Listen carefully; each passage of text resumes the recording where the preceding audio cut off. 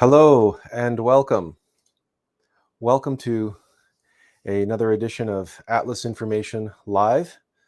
We're glad that you could join us and be here for a discussion that was prompted, obviously, by the release of Avatar: The Way of Water. This is one of those pop culture events which happens. In the case of Avatar, the last one was 13 years ago. And it's significant, an event, because there's a tremendous amount of information embedded or encoded in this film. And not because it was intentionally put there, at least not in any sort of, not in the same way as other properties that we have discussed in the past. And we want to get into that in more detail today, and discussing the difference between Avatar and, let's say, Star Wars or Lord of the Rings, or even Game of Thrones for that matter, or other mythologies or high art of other kinds. But to begin, we should get some housekeeping out of the way, including sharing the link if you wish to participate. And we're also streaming on Twitch today, although, because we see no reason why we should continue streaming on Twitter. We seem to never have anybody watching there. We're probably going to switch from Twitch to Rumble. So we'll have Facebook, YouTube, and Rumble at some point moving forward. But there's the YouTube link, and then again, it's the same link. It's just to link into StreamYard if you want to participate in the discussion. If you've had an opportunity to see the film, then that's one thing. If you haven't yet, then we're not going to be discussing, any what they call spoilers.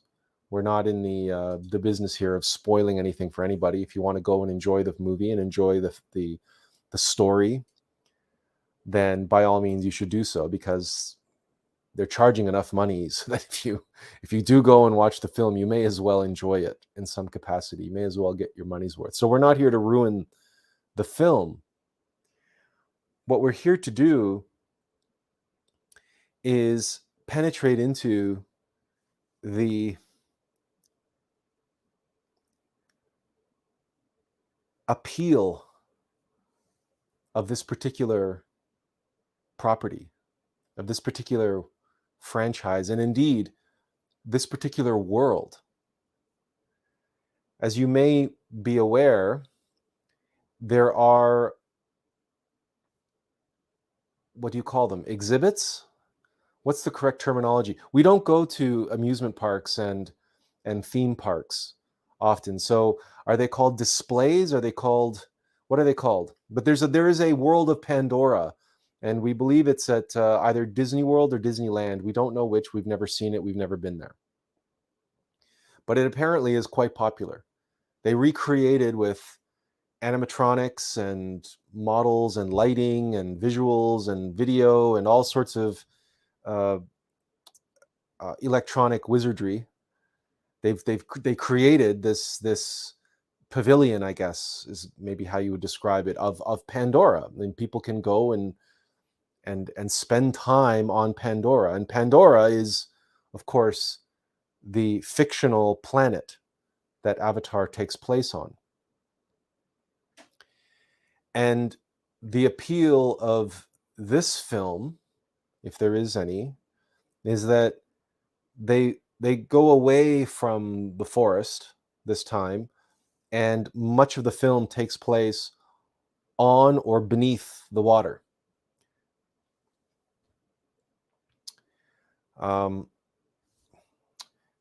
Benjamin says, hello, Benjamin. Nice to see you here. Glad you could be with us. And Kamal Manzuki, which that name always trips me up. So I should just start calling you Kamal, because it's always a visual. It's always visually difficult to grab that name.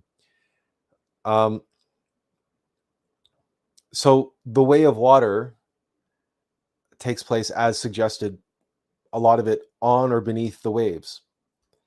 And we should probably give credit where credit is due, although none of you I think are coming here for a review of the film. We should make it clear that the film is a technological marvel. It is every bit as groundbreaking as the first movie was 13 years ago. The motion capture and the computer generated imaging, this is what's called CGI, is true to life in almost every conceivable possible way. And it still maintains the aesthetic of Pandora, being that it's also underwater. But the character designs, the art direction, the world design, the world building, everything is all true to the first film and James Cameron's vision, of course. But everything's been dialed up, everything's been amped up. So, and the underwater sequences and the flora and the fauna, the corals, the jellyfish or the equivalent of jellyfish, and the whales, and all the, like, it's very much a step up. And not only from the first Avatar film, but from just about any film you have seen, certainly any blockbuster film from Marvel or Disney or any other studio. The technology has been pushed to its absolute limits in this film, and that makes for a very visceral, eye-popping experience. Now, part of the side effects of this is the film is shot in 60 frames per second. And this, unfortunately, gives all the action and all the visuals a very artificial kind of feel to them. Because if you're not aware, 24 frames per second is what the typical speed of 35 millimeter film is, and why film seems so natural and so lifelike to us, because we perceive in 30 frames per second, or what they call 24 frames per second plus, so give or take, but it's essentially 30 frames per second is how we perceive reality. And that's why film that runs at 30 frames per second seems imperceptible to us. We don't see the individual images. For us, it flows naturally. But for some reason, James Cameron and others who are trying to push the digital envelope and trying to push the technology of film in that direction seem to want to force 60 frames per second. And 60 frames per second feels unnatural. It certainly feels unnatural to me. And now I don't get any headaches. I don't get seasick. I don't get any of these problems that some people do when they watch something in 60 frames per second, especially when it's shot in 3D. I don't know if there's some sort of agenda around trying to force the 60 frames per second thing. I don't know if it's because it matches video games, high-end video games and high-end video game consoles and so on. Like, video gamers seem obsessed with frame rates and constantly pushing the frame rate higher and higher and higher and higher. But to me, the natural side effect of this is that if you shoot a film in a higher frame rate and show it in a higher frame rate, it feels like a video game. It doesn't feel like reality anymore. And I don't know if this is related to the different frequencies, like the different hertz that they use in the recording of audio. Because again, in music, there's this, clearly someone made a decision to record audio at a different frequency than what is naturally occurring to us and what feels natural and organic. I believe it's 440 hertz, which is the natural organic vibration of sound, and that they change that. Now, I'm not an expert in sound engineering. I'm not an expert in video, so I'm really speaking out of line here. I can't speak very intelligently on this subject. I'm really asking the question. But I am aware that choices were made, deliberate choices were made in the recording industry, and now it seems there seems to be a deliberate push to change the frequency at which movies, the hertz, at which movies are shown, from 30 frames per second to 60, just like the hertz was changed in music in the at the dawning of the digital age, the digital revolution. So audio cassettes, and before them LPs, right, albums, vinyl, were recorded at a certain frequency. And now vinyl had to be recorded at that frequency because vinyl is analog. And so in the natural course of events, that is the natural frequency at which that music was recorded, because that's the vibrational frequency of the earth, 440 hertz. But in the digital revolution, they saw fit to change that frequency for whatever reason. And if you're conspiratorial, you'll have many different theories as to why they changed that frequency. But the point is, they changed it to be something unnatural, something that doesn't naturally sync or jive with us in our present incarnation. And again, the 30 frames per second being switched to 60 frames falls into that category. Okay, that's enough of that. That's enough of that. We want to get away from the technological stuff and get more into the esoteric stuff. But we wanted to mention this, that this film, again, is pushing boundaries and really makes anything else out there look completely fake by comparison. Like any of the Star Wars movies or Disney movies or Marvel movies and their CGI and whatever, it really doesn't compare to what James Cameron and his team at Weta were doing with this film. So we've acknowledged that technological aspect, and also the upsides and downsides. And it was in 3D, but that's neither here nor there. It really doesn't make any major difference, to be honest with you. It's not a movie that they were milking that 3D. So they weren't going out of their way to shove the 3D in your face. It was just there. But why? If you don't know the story, actually, we should tell you the story. 13 years ago, when the first Avatar came out, it was quite common for people to step out of the theater and turn around and go right back in to see the next viewing of Avatar. This was quite common. And we don't know if that's the case with this film, but many people are watching it a second and third time. And one of the comments of viewers of the first Avatar film was they just didn't want to leave. They just didn't want to leave.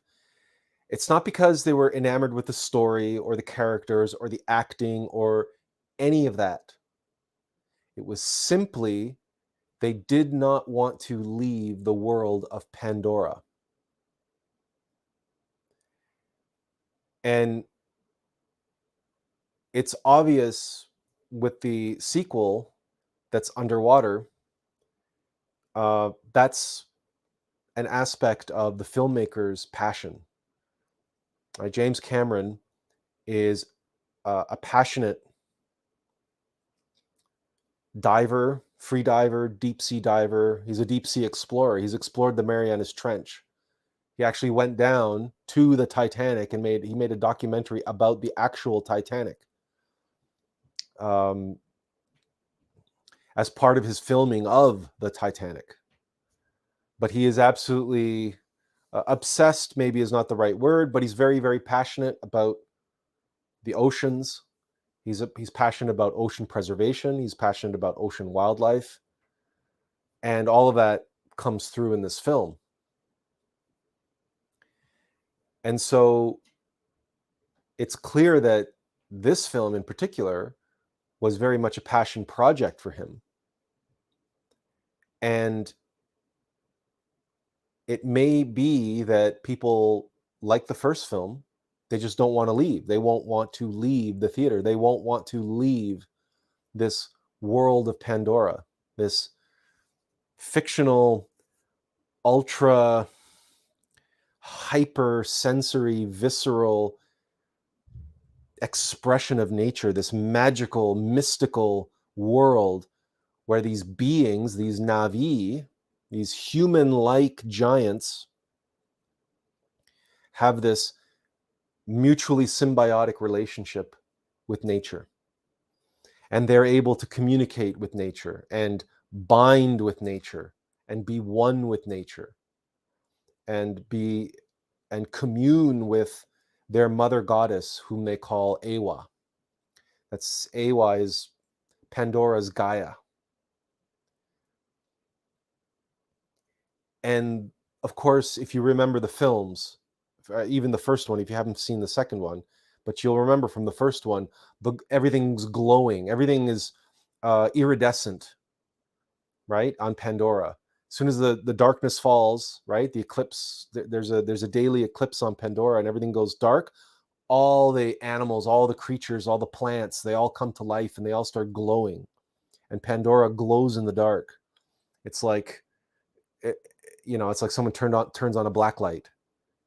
And so it has this magical, mystical, fantastical, right? And this is what people responded to and did not want to leave. They simply became enamored with this vision of James Cameron, this world and of being one with nature and this heightened reality, this hyper reality.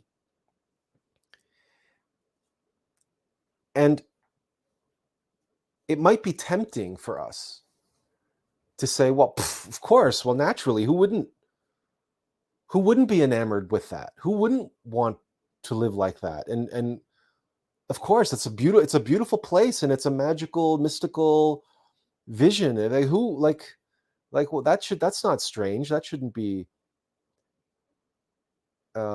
surprising.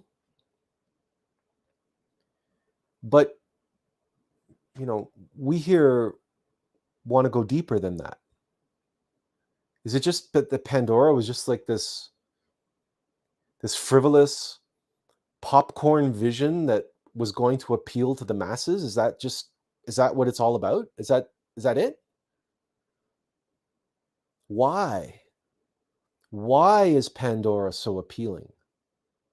Why are the notions and the themes so alluring to individuals who run the gambit The whole spectrum of human experience. It does not matter. Avatar was an international phenomenon.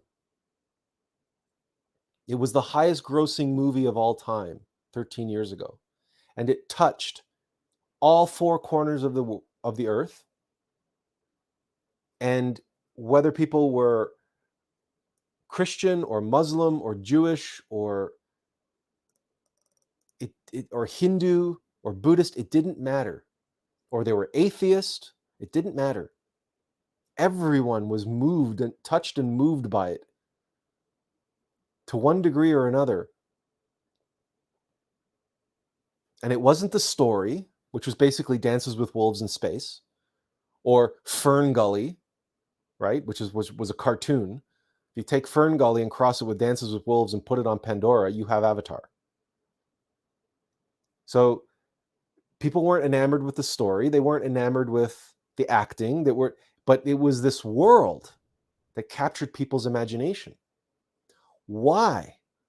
What is it about? Was it just the pretty colors? Was it just the advanced computer graphics?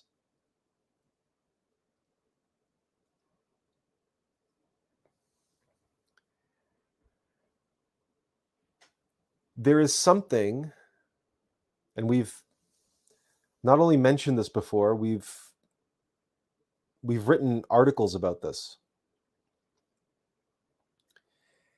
And we've described how it is that at the end of every civilization, when a civilization is in decline and in collapse, mechanical nature calls to her children.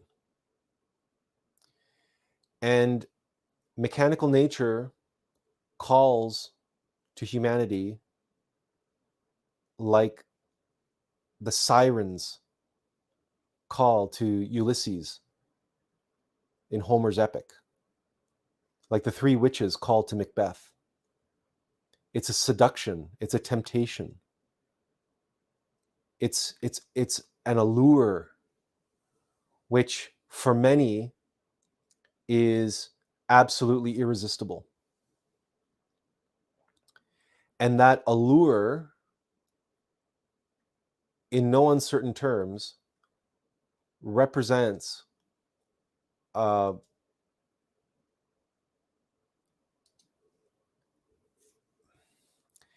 represents a romanticization. It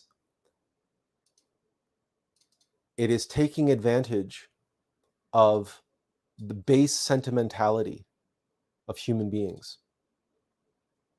Well, specifically of intellectual animals who mistakenly call themselves human beings.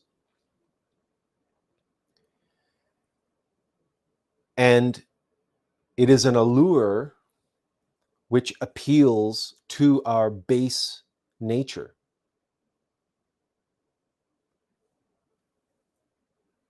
But Avatar takes this another step.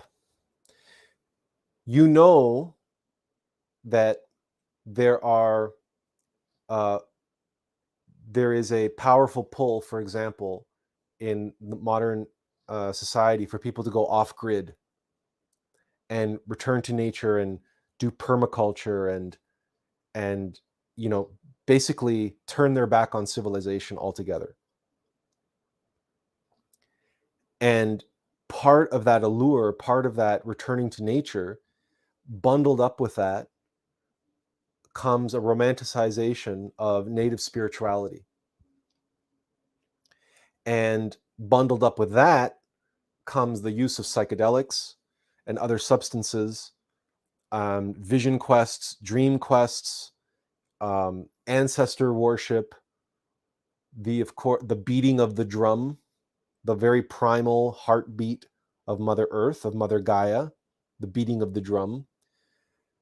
And you notice that nowadays, so-called modern music is very, very, very bass heavy. It is undeniable. It's been bass heavy now for 25 years, maybe more. And dancing has all but vanished. Real dancing between a man and a woman on a dance floor. That has been replaced with groups of people jumping up and down in the dark to the beat. That is what you will find when you go anywhere in the world into indigenous cultures. That's how they dance. They jump up and down to the beat of the drum. Then you look at the proliferation of piercings, the proliferation of tattoos. Tattoos, piercing, and scarring are all indicative of indigenous, very primal, very earthy, earth-oriented cultures. And then you get into the spirituality, which is basically nature idolatry, nature worship. And Gaia, grandmother Gaia, or Mother Earth, or grandmother Earth, or the Great Mother, or there's so many different ways in which she's expressed, that is solely, wholly, and completely understood and oriented to the physical earth and mechanical nature. And all of that, we should all be aware of this because it is undeniable. And how all indigenous people, everywhere you go on this planet, every single indigenous culture, bar none, every single one is descendant from a high civilization. Not hundreds of years ago, in the case of the North American Indians and the remnants, the Mayans, the Guatemalans, for example, and the remnants of the Mayans and the Aztec civilizations. It's only, well, it's only a few hundred years ago, half a millennia ago, give or take. But there are indigenous people who are descendant from high civilizations thousands of years ago, and some of them tens of thousands of years ago, because they're descendant of former high civilizations, former humanities. But their nature is even more primal, more animal. That they're devolving humans. They have devolved from high civilization, and these represent those human beings which gave themselves back to nature. They gave themselves back to mechanical nature. They identified with their animal selves. They identified with this flesh and blood and the personality, and they identified the Divine Mother with Divine Mother Nature, and rightly so, at this level. But that's just one level. That's just one level. That's not the totality of creation, and that's not the totality of spirituality, and that's certainly not the totality of the Divine Mother. The Divine Mother represents the body of the entire universe and all manifest reality. We've talked about this before when we talked about prana and the Akash. Space itself is the body of the Divine Mother, and space far extends past this mere planet, number one. And number two, space encompasses far more than the narrow band of electromagnetic energy that we can perceive.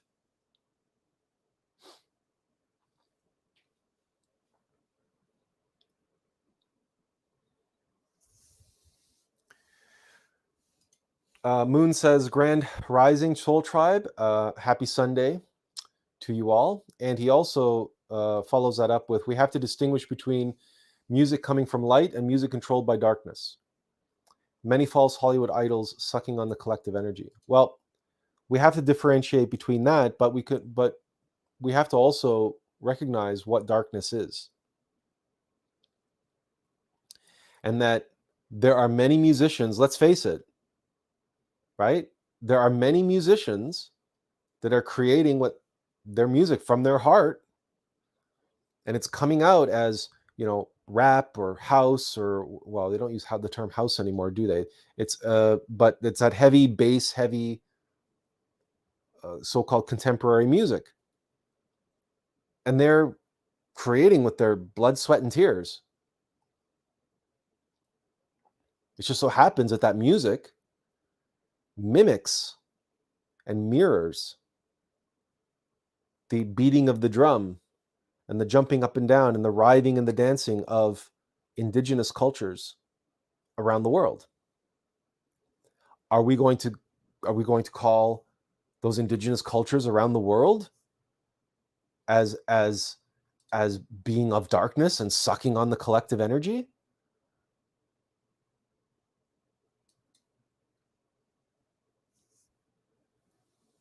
It is worthwhile meditating on. Because all of those peoples, just like the native North American Indians, to this day, they are living in the past. And all of those so-called victim groups who blame colonialism and blame the white man or the Westerners, the Europeans, for having stolen their land from them and stolen this and taken that and done all sorts of atrocities. And it's true, many atrocities were done. But not only by the white man. That's never mentioned. And you have an indigenous peoples all over the world who are fighting for the right to preserve their so-called way of life. And they do not realize that they are on a devolutionary arc. They believe wholeheartedly that theirs is the spiritual way, that theirs is the right way, that theirs is the only way to live in harmony and in balance with nature. But this is not true. And what's more is they're caught in a trap. This reality, this 3D physical existence, these bodies we have, these personalities that we have and we identify with, these thoughts, these emotions, this is all a trap.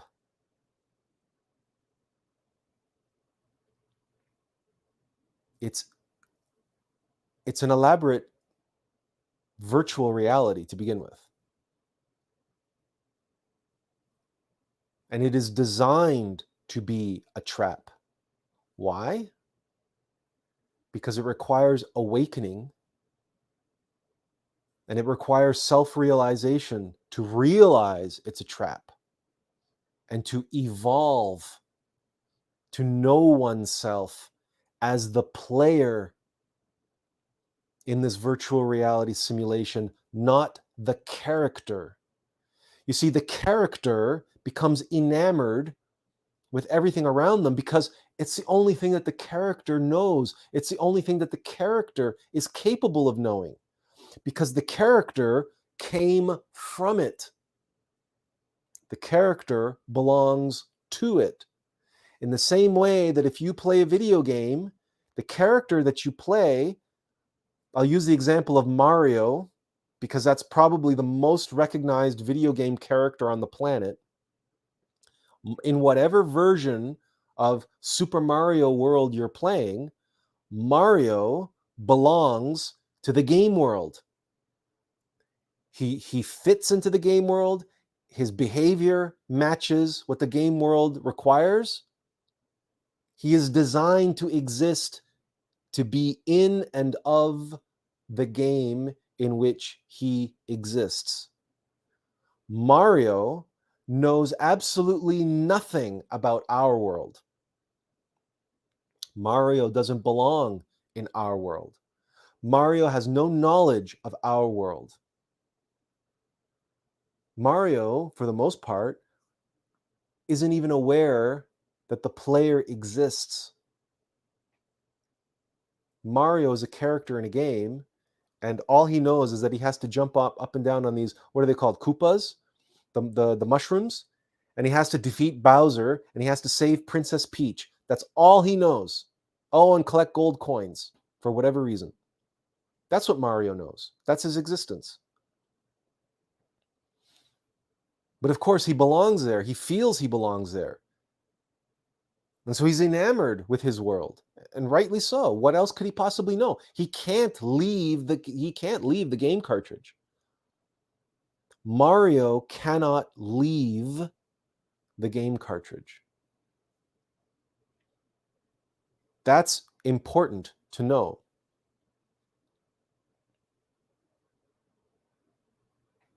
Now, if we expand out that analogy and apply it to our world,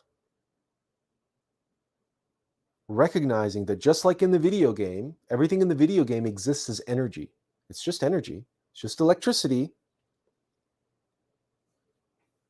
creating this virtual world, right? It's ones and zeros, on and off switches that are electromagnetically contained on a gaming cartridge and being processed by silicon chips and being shown on a display screen. But it's all electricity. It's all just energy. Now, that video game console we plug into the wall, right? So the energy comes from elsewhere. But in the world of a planet that gives birth to a character, the energy, the nutrients, the nutrition comes from that earth, right? Now, of course, the earth gets its energy from the sun, just like we plug in the video game machine into the wall. The energy comes from someplace else. All of the energy of the earth is all solar energy. It's all solar energy, all of it. But that energy is transformed into different forms of energy and into different forms of potential energy. Energy is stored. Energy is stored as calories. It's stored as fat. It's stored as heat. It's stored as gravitational force compressed at the center of the earth. It's stored as geothermal energy. But it's all solar energy. It's also stored as carbon.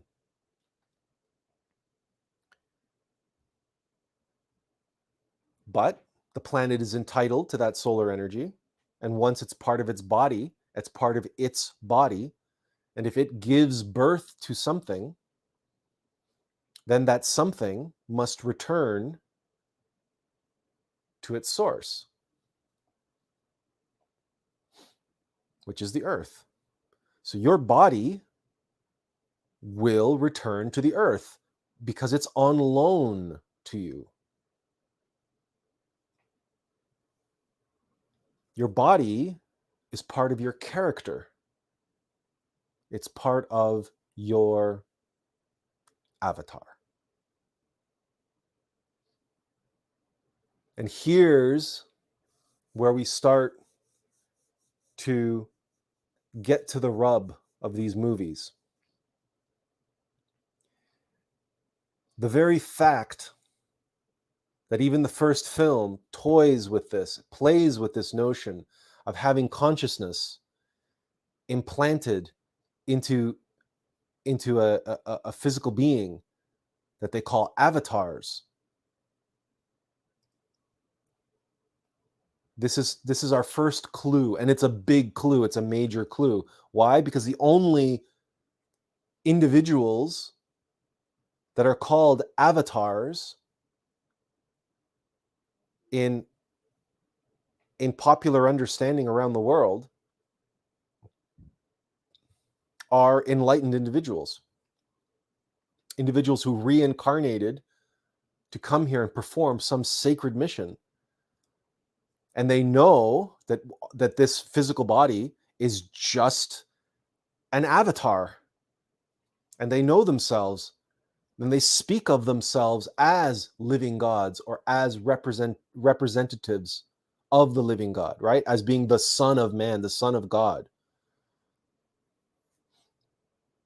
But when they are referring to themselves in that way, they're referring to their innermost player, not the avatar, not the physical body, not the personality, not the eyes and the hair and everything else that people believe That's just the vehicle. That's just exactly as the original Avatar movie depicted these avatars as being just a vehicle so that these human explorers could move and behave and interact with the natives on equal footing.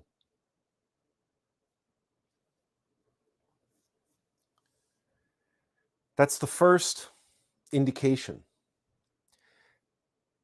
The second film, The Way of Water, encompasses what Moon mentions here. We come from Earth and we go back to Earth.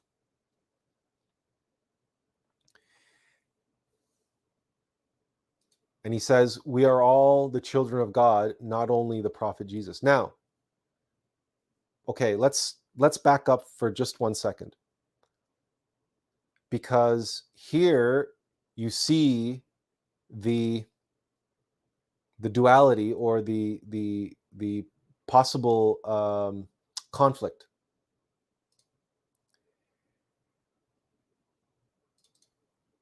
Which we have shown, right, many times. And we're going to show it again here. All right.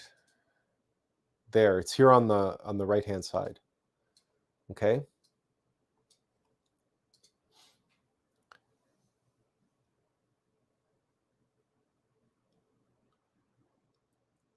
Our souls, our divine nature, our monad comes from God and returns to God. But that God, the absolute, is at the top of the tree of life.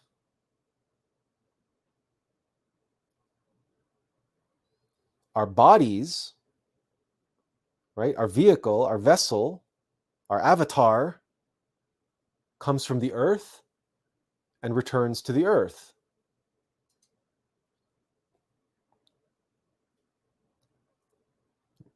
We have two fundamental natures.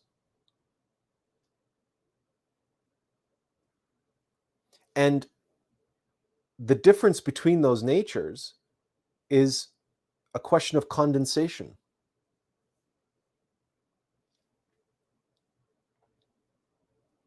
And what's interesting is that we also, when we were creating this visualization to explain the relationship between the two natures and evolution and devolution, we used the water cycle to explain that.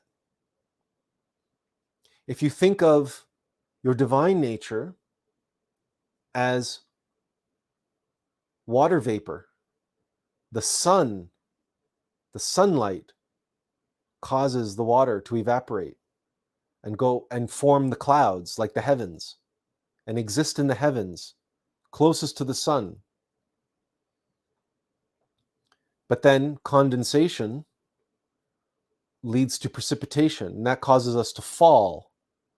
And we fall as liquid water. We become earthbound as liquid water. And as liquid water, we get caught by undercurrents, undertows. And we can also be frozen.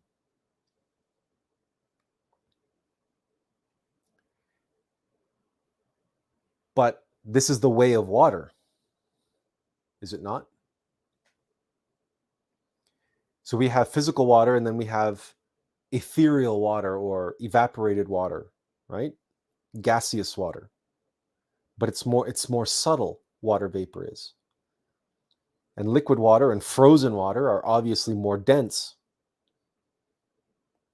The further away from the sun you go, the darker that water becomes.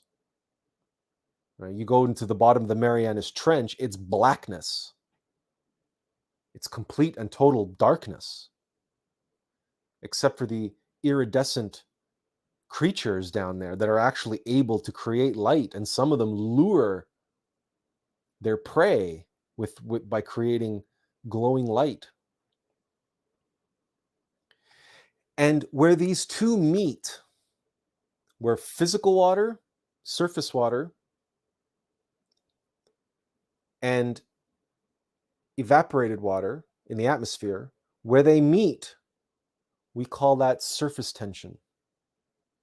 Those are actual molecules of water, liquid water, that are trying to answer the call of the sunlight and break free from the liquid water. But as they group up there, they form this thin film that insects can actually walk across. And that's called surface tension. That is represented by our reality, our physical reality. Our soul, our monad, is like that water.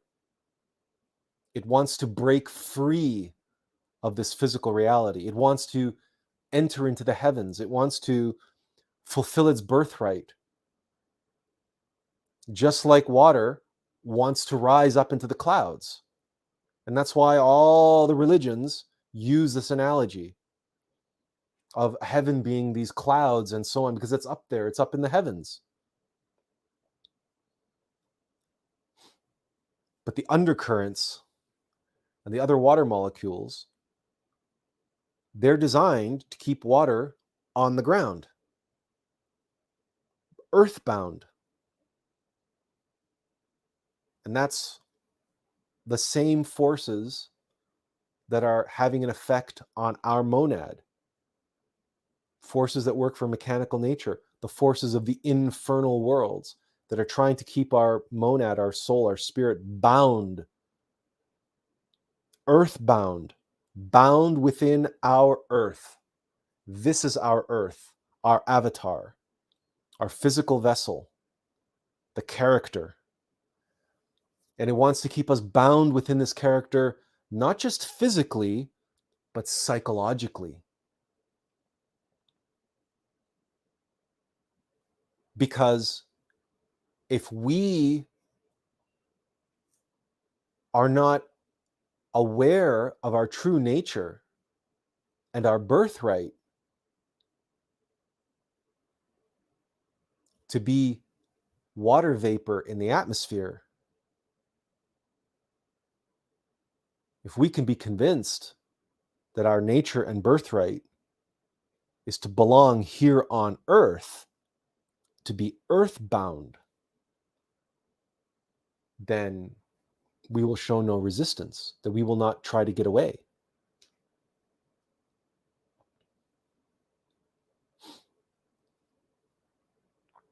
That is the nature of the trap. So psychologically,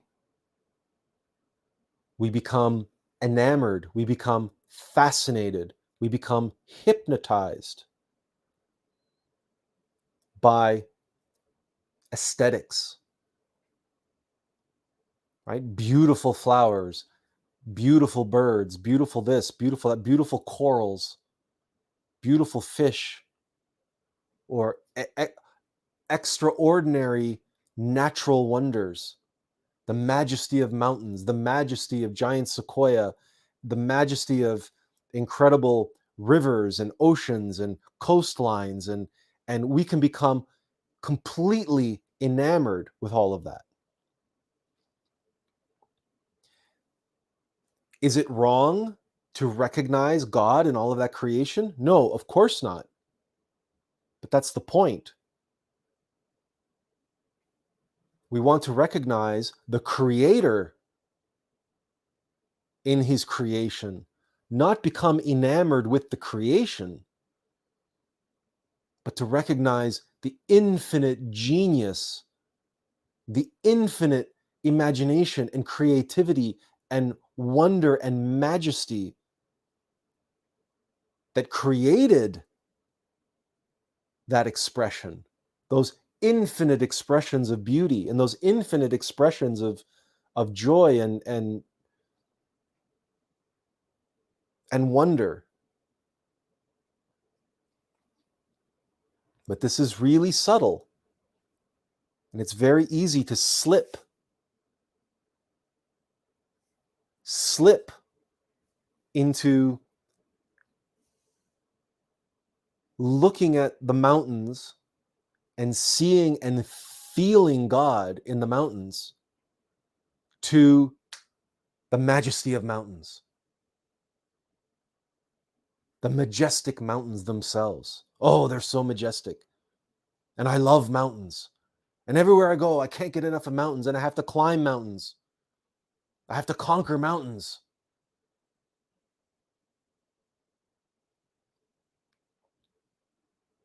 Or I have to collect deer antlers or moose antlers, right? Moose heads, deer heads. I have to go and hunt moose and hunt deer. Why? Because somehow the majesty and the glory of God shifts into the thing itself, and we become idolaters. We begin to idolize and adore the form, the expression of God, the form that God takes at this level. It's like, imagine in the art world, if people became enamored with the Mona Lisa and forgot about Leonardo da Vinci. Imagine if in the art world, people, or in the music world, people became completely fixated on the music and then forgot Mozart or Beethoven or Liszt or Bach or the great composers. Imagine if the composers never got any credit whatsoever. They were forgotten. They were lost and forgotten. And the only thing that was held aloft as having any meaning and any value was the music itself. The fifth symphony, the seventh symphony, the ninth symphony. Ninth symphony of who? Oh, who cares? Now, you might say, well, that's ridiculous. Yet that's exactly what happens when we forget ourselves, when we forget our Divine Mother. Or we shift our spirituality to a place of idolatry, to this realm, to the lower realms. And that includes the fourth and fifth dimension, which, as you know, is a favorite hobby horse of the New Age as well, right? They talk about 5D ascension. They don't realize that 5D is where we go when we dream. 5D is not ascending anywhere. All the indigenous peoples, they all have their vision quests and their dream quests and all of that. That's all happening in 5D, but it's lunar. They don't know that. They don't know that. Because it's all part of the trap.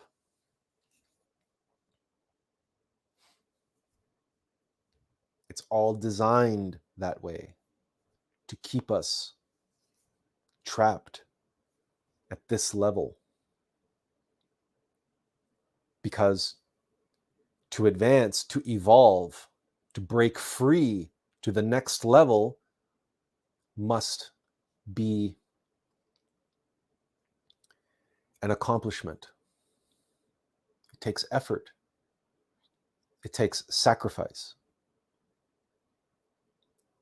It requires cultivating all of those qualities which are required of beings in the supernal worlds, in the higher dimensions. It's what's required of us if we want to exist on those levels of reality.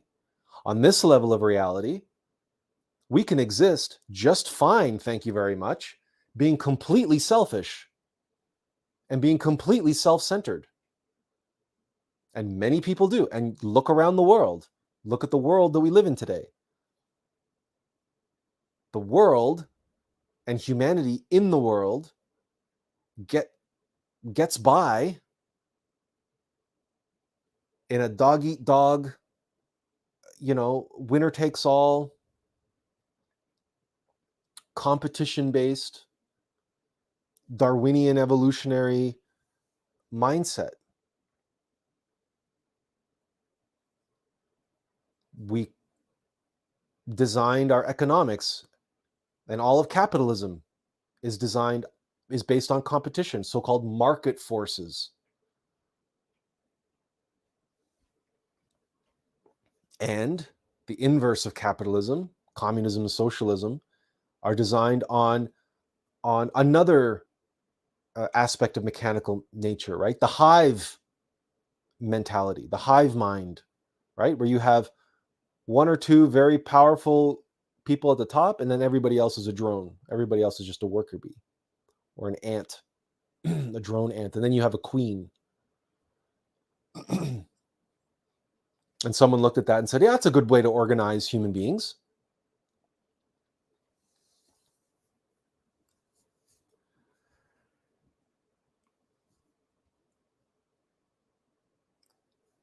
So this is already a thing, this mechanical nature and being trapped in 3D reality and being enamored with 3D reality and believing that this is all there is. Do you know how many people, so-called intellectuals and scientists, look out into the universe and they believe that this physical reality is all there is? Atheists and whatnot, and agnostics. And they are so focused on preservation, self-preservation, that base survival instinct of the false self, of the character, because they believe that they'll be gone once they die, that this is it. They get one kick at the can and that's it.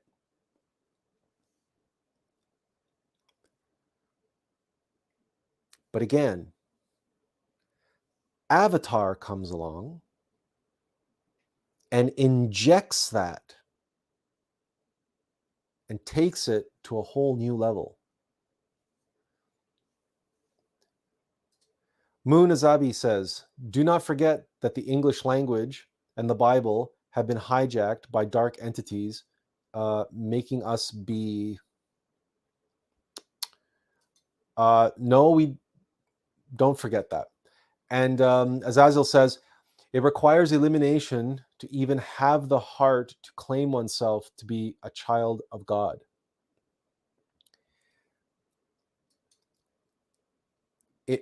It requires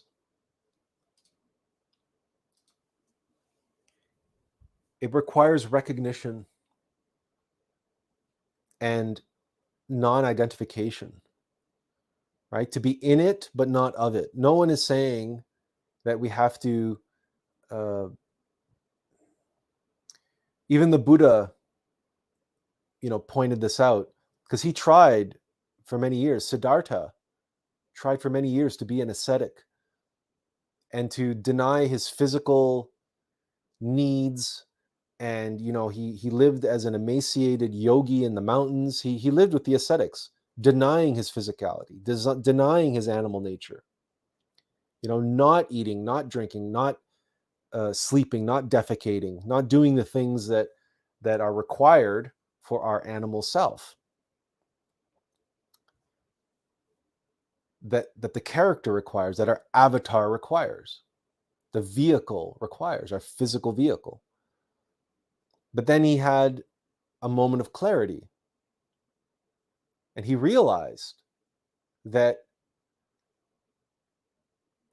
there is a way to be in it, but not of it.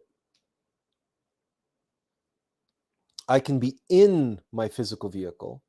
I can take care of my physical vehicle. I can allow my physical vehicle to perform the basic functions it requires without identifying with that physical vehicle and without becoming hypnotized by it.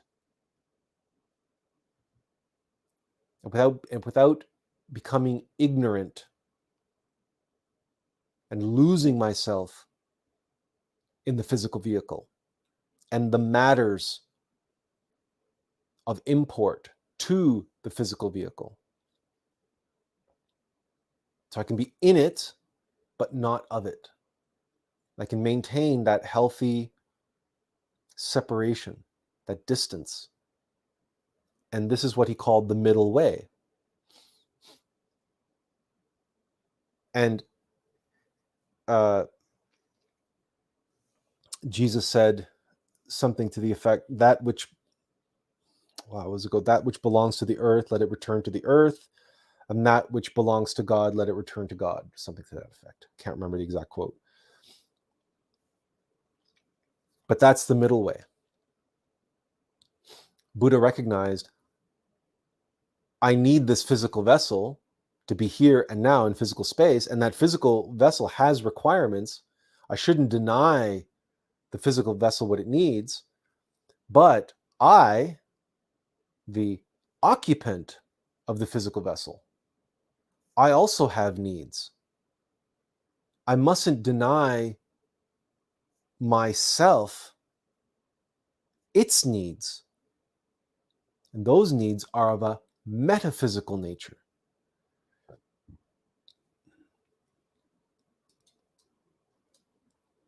And where the metaphysical needs and the physical needs connect, there's this tension between them.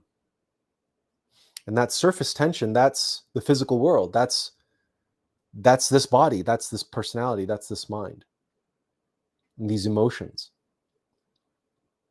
We are the field of surface tension between the needs of our metaphysical self, our true self, and the physical needs of our vessel, our vehicle, our avatar. And we will often find these two things are, there's a push-pull between them.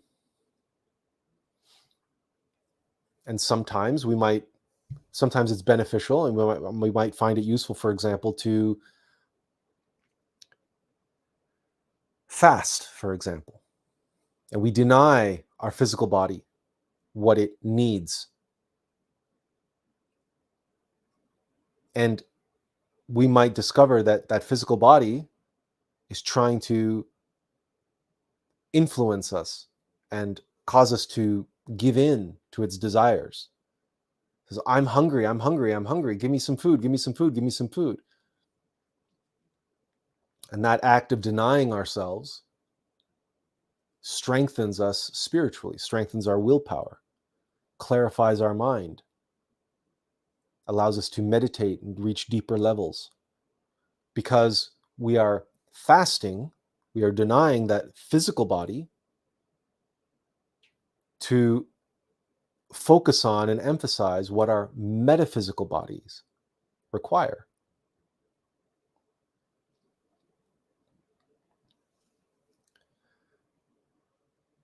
But we can't do that indefinitely unless we become a breatharian and we live off sunlight and prana in the atmosphere. And if you choose to do that, then that option is available to you. But what the breatharians don't understand is the same thing what so many yogis don't understand, is that gaining mastery over the physical character doesn't, you're still focused on the physical body. You're still focused on your avatar. You're gaming the system, right? You're hacking the system, and you're allowing your physical body to exist without food, or like the what's his name, the Iceman, who can take his body into extreme cold temperatures and so on. Yeah, he's gaming the system, and he's achieving incredible feats over his physical body, incredible control over his breathing and his heart rate, et cetera, et cetera, et cetera, like so many yogis in India are able to do. But they're not enlightened masters.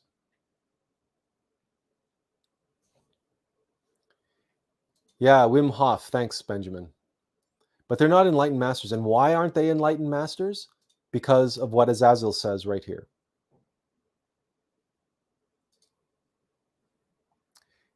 We have to have the recognition, but also an elimination of that which keeps us trapped and hypnotized.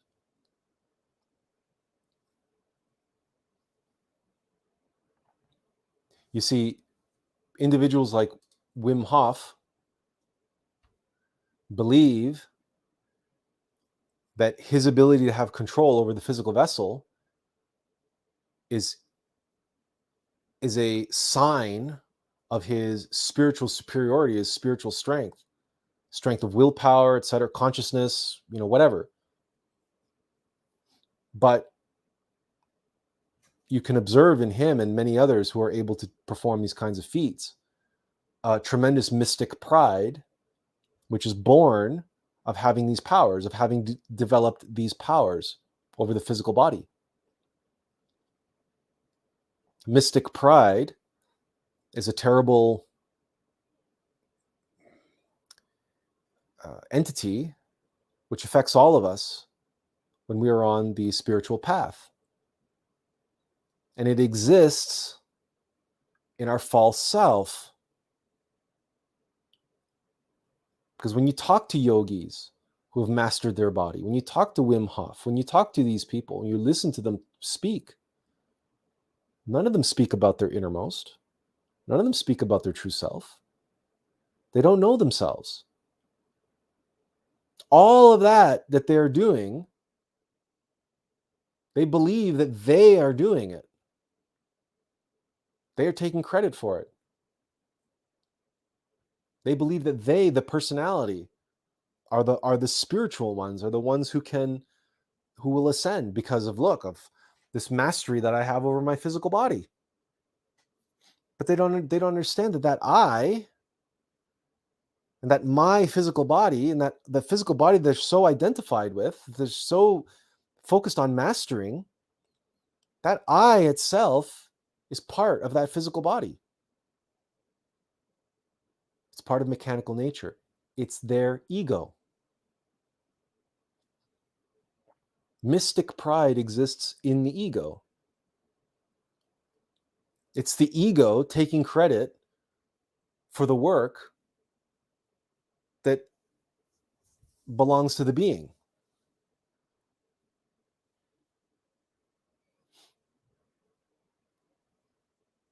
So what it is that so recognizing that is one thing, but they won't even recognize that. They won't even acknowledge that. Why? Because it runs counter to their narrative, their psychological song that they built up around themselves. That I'm so this, I'm so that, I'm so powerful, I'm so, spiritual, I'm so whatever. Look what I can do. Nobody else in the world can do it. But I'm going to teach other people how to do it. Why? Because I think I'm helping them. Well, you're helping them. You're helping them achieve greater control, mastery over their physical character. But remember this visualization. Remember this visualization. That's still down here.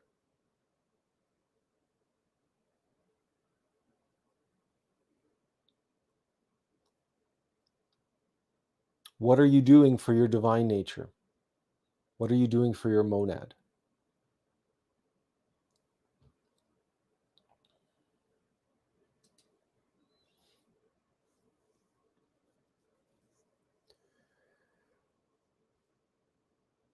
Couple comments, and we're going to turn the discussion back to Avatar, because after all, that was the topic. Marisol, we're going to butcher your name here. Marisol Chachi and Ciso,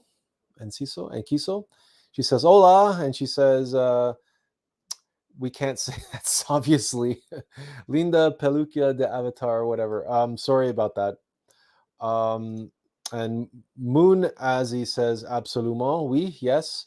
Benjamin says, yes, the death of the self, the false self, is required to recognize that God's holy name is I am that I am. It is what it is. We are what we are, being.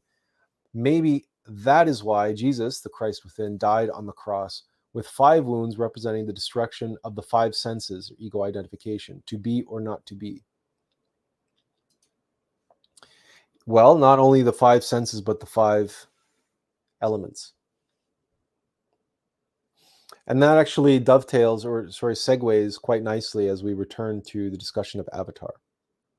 Because we ask the question, why is Avatar so, why is the world of Pandora so alluring to people?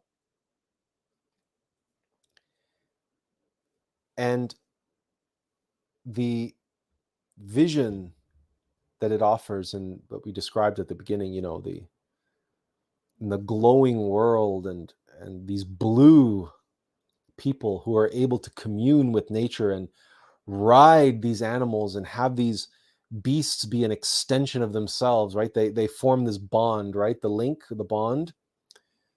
And then they can bond with their mother tree, and they can bond and unite with Awa, and they become one with all things, and they can be shown visions and all this kind of stuff.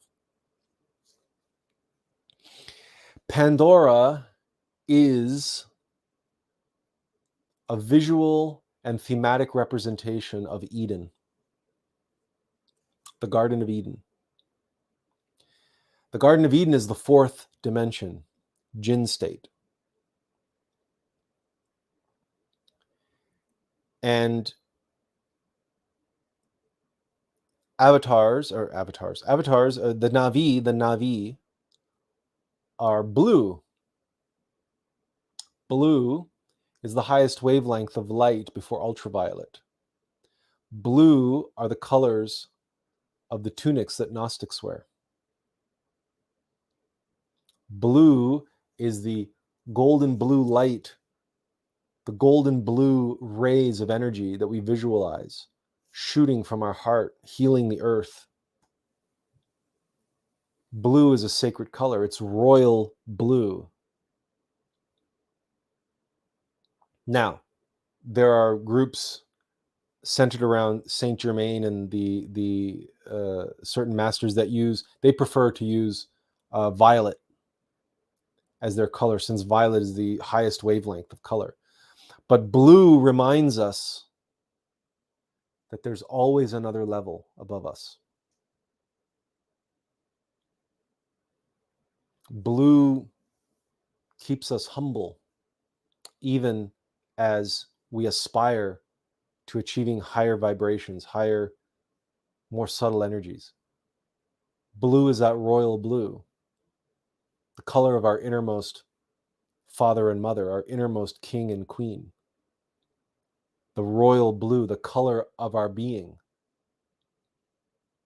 We glow blue.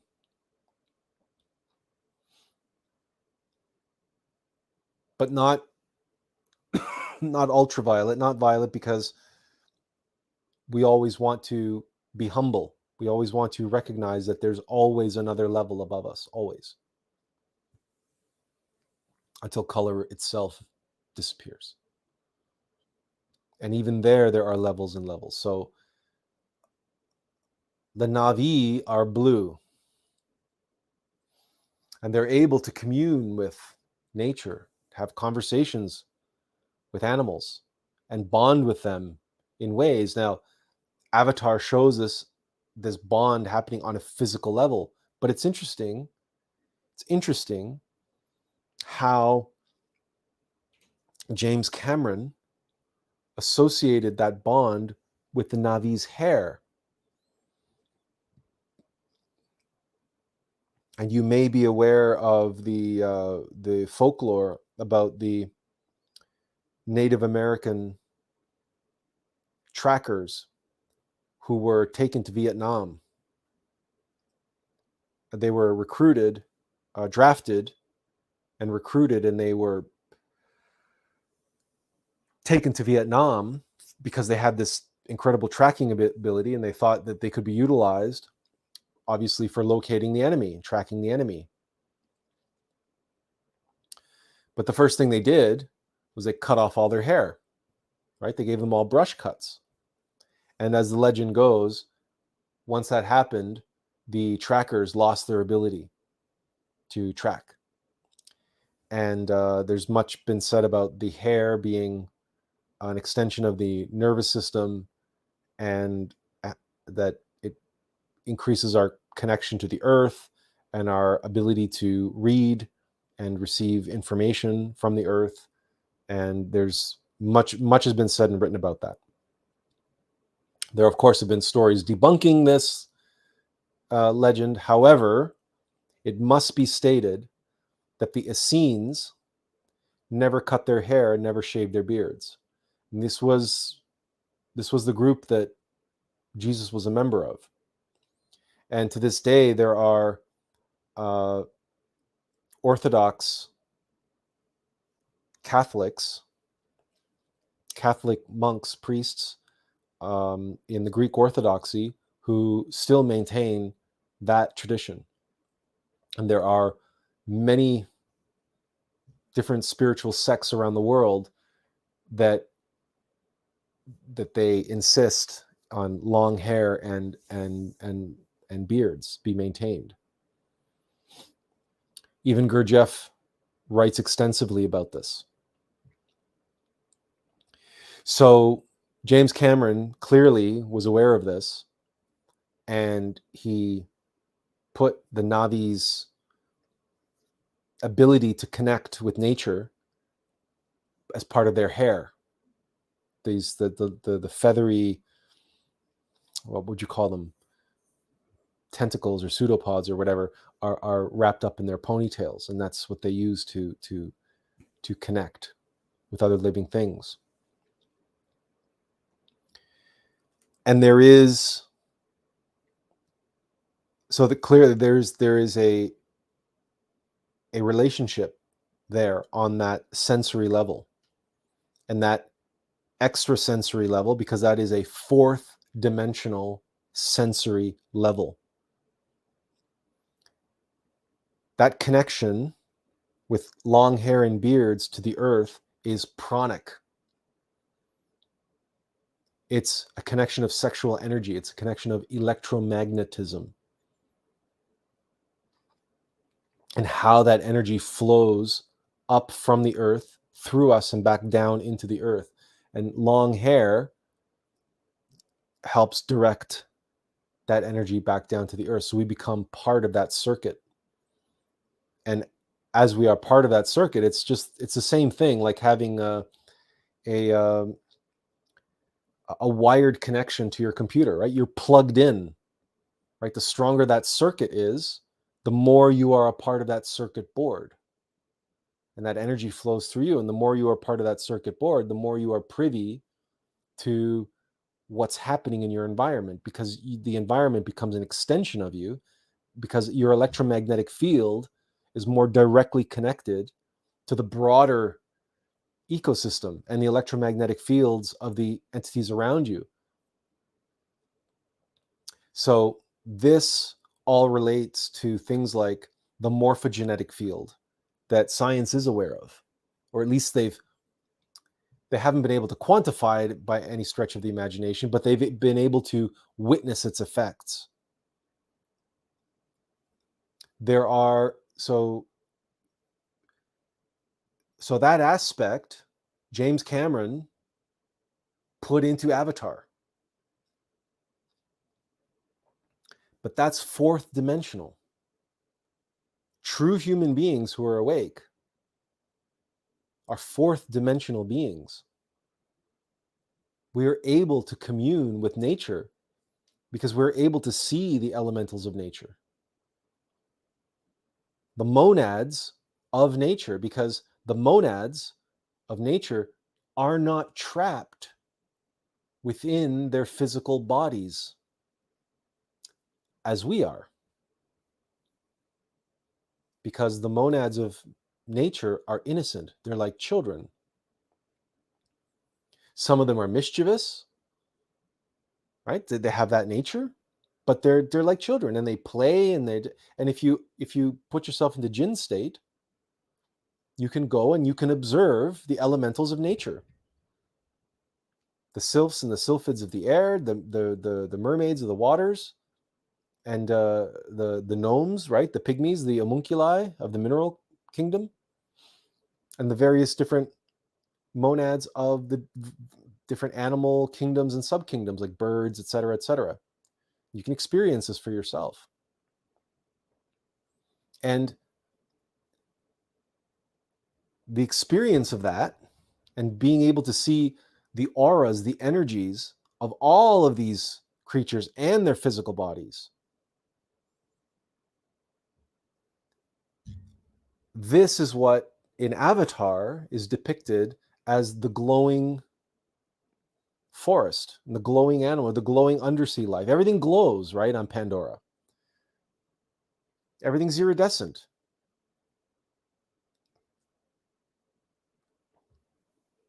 And all the Na'vi are blue. So you have now this conflation.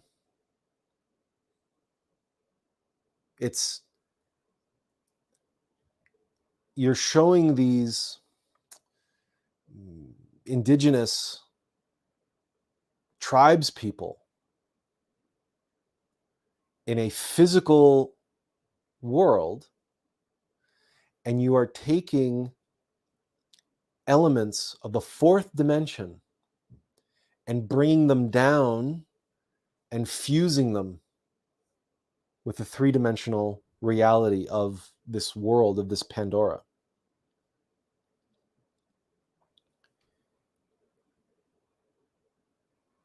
It's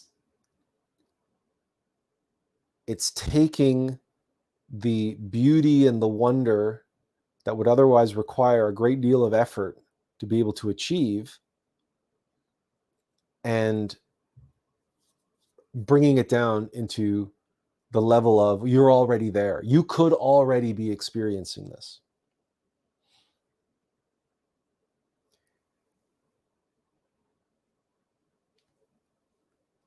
This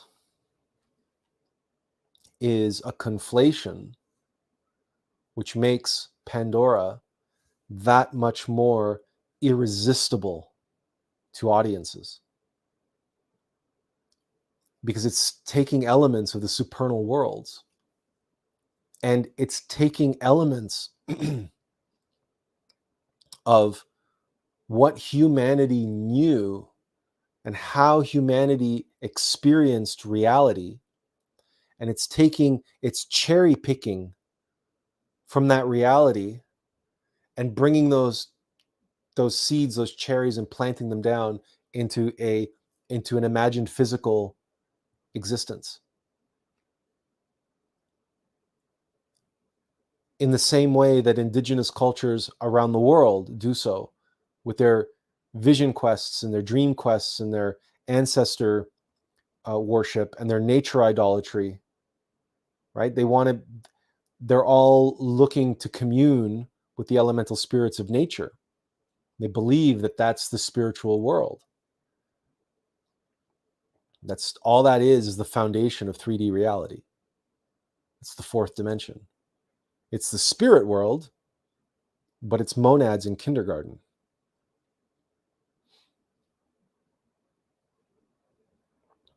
It's just, and the fifth dimension is just the emotions in the mind.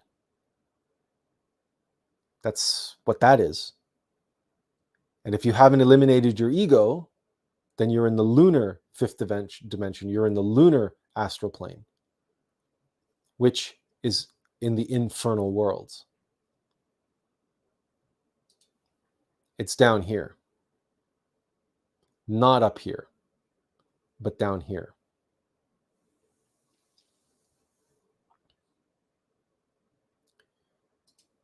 But it's enticing. It's alluring, this vision of Pandora. And of course, thematically and story-wise, they set up who the real bad guys are, right? Who the real enemy is. And the enemy is the white man. The enemy is humans, so-called humans. They call them humans, but the technological and their technological monstrosities and the exploitation of nature and all that stuff. And yeah, that's all true. How can anybody argue against that? And in Avatar: The Way of Water, they bring in whaling, right? They add whaling into the mix. And you have this dichotomy being set up where you have this commercial, economic, capitalist, technocratic monstrosity that is coming to rape and destroy and exploit nature. And then on the other hand, you have this magical, mystical, alluring, romanticized view of that nature. And these two polar opposites are pitted against each other in this rival conflict. And that's where the drama ensues, and that's where the action ensues, and all the rest of it. And we've shown you this visualization before, but it's time to show it again. This is exactly what happens during the decline and fall of every single civilization and every single humanity. And we'll walk you through it. We are in the Kali Yuga of this humanity. So if you're mechanical nature, right, you've lent the material for an entire humanity to exist. And now that humanity is old and it's withering and it's falling apart. It's way past its prime. And now it's in decline, in serious decline. It's time for it to die. How do you do it? How do you undermine the foundations of that humanity? Well, you do it the same way you do everything. You divide and conquer that humanity. You give it two visions of the future. The first vision, they're twisted visions because you're mechanical nature and that's all you can do. You're mechanical nature now. All you can do is a twisted, shadowy, physical, crude, corporeal expression or representation of divinity. But you're stuck with what you're stuck with. And the tools at your disposal, like egos who work for you, they are what get animals to behave certain ways so they survive. Now your survival is at stake. So now you have to employ those egos to bring down the downfall of this overblown, overpopulated, carcinogenic humanity. They've had their day. It's done. Now it's time for them to go. So you implant one vision in their head, which is this technocratic utopia. It's all based on technology and transhumanism, and you bring in this COVID stuff, and it's fear-based, and pharmaceuticals and everything else, and you're gonna take any and all substances you can get your hands on and feed it to them to get them completely hypnotized and ignorant. To turn them into complete mechanical drones who are totally ignorant of their higher selves. And with this, you're undermining the foundations of civilization.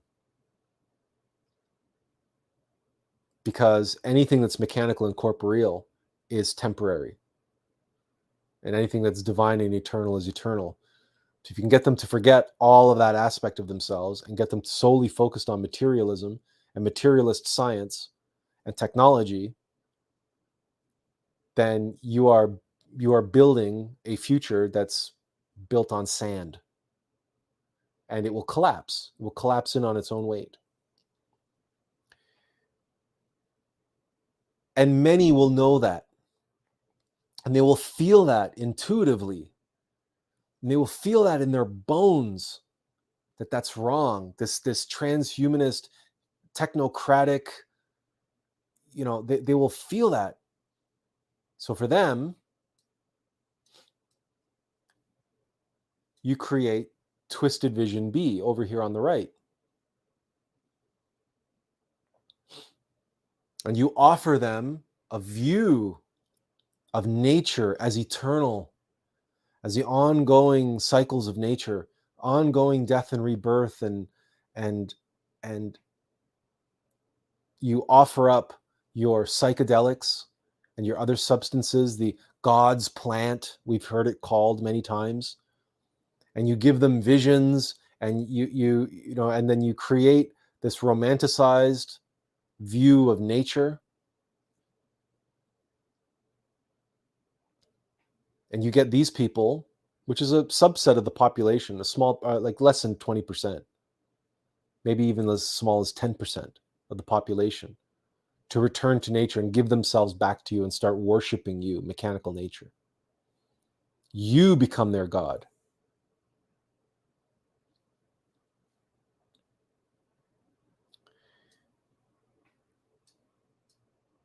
The second step in this process here on the left is the metaphysical destruction of humanity. So you have individuality, history, tradition, religion, culture, consciousness.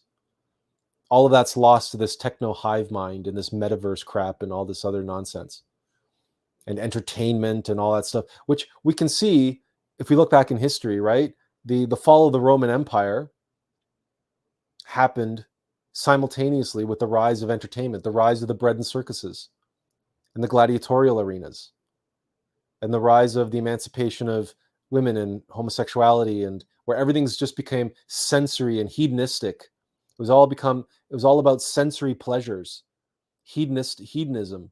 It's the same thing with the Greeks before the Romans. It's the same thing.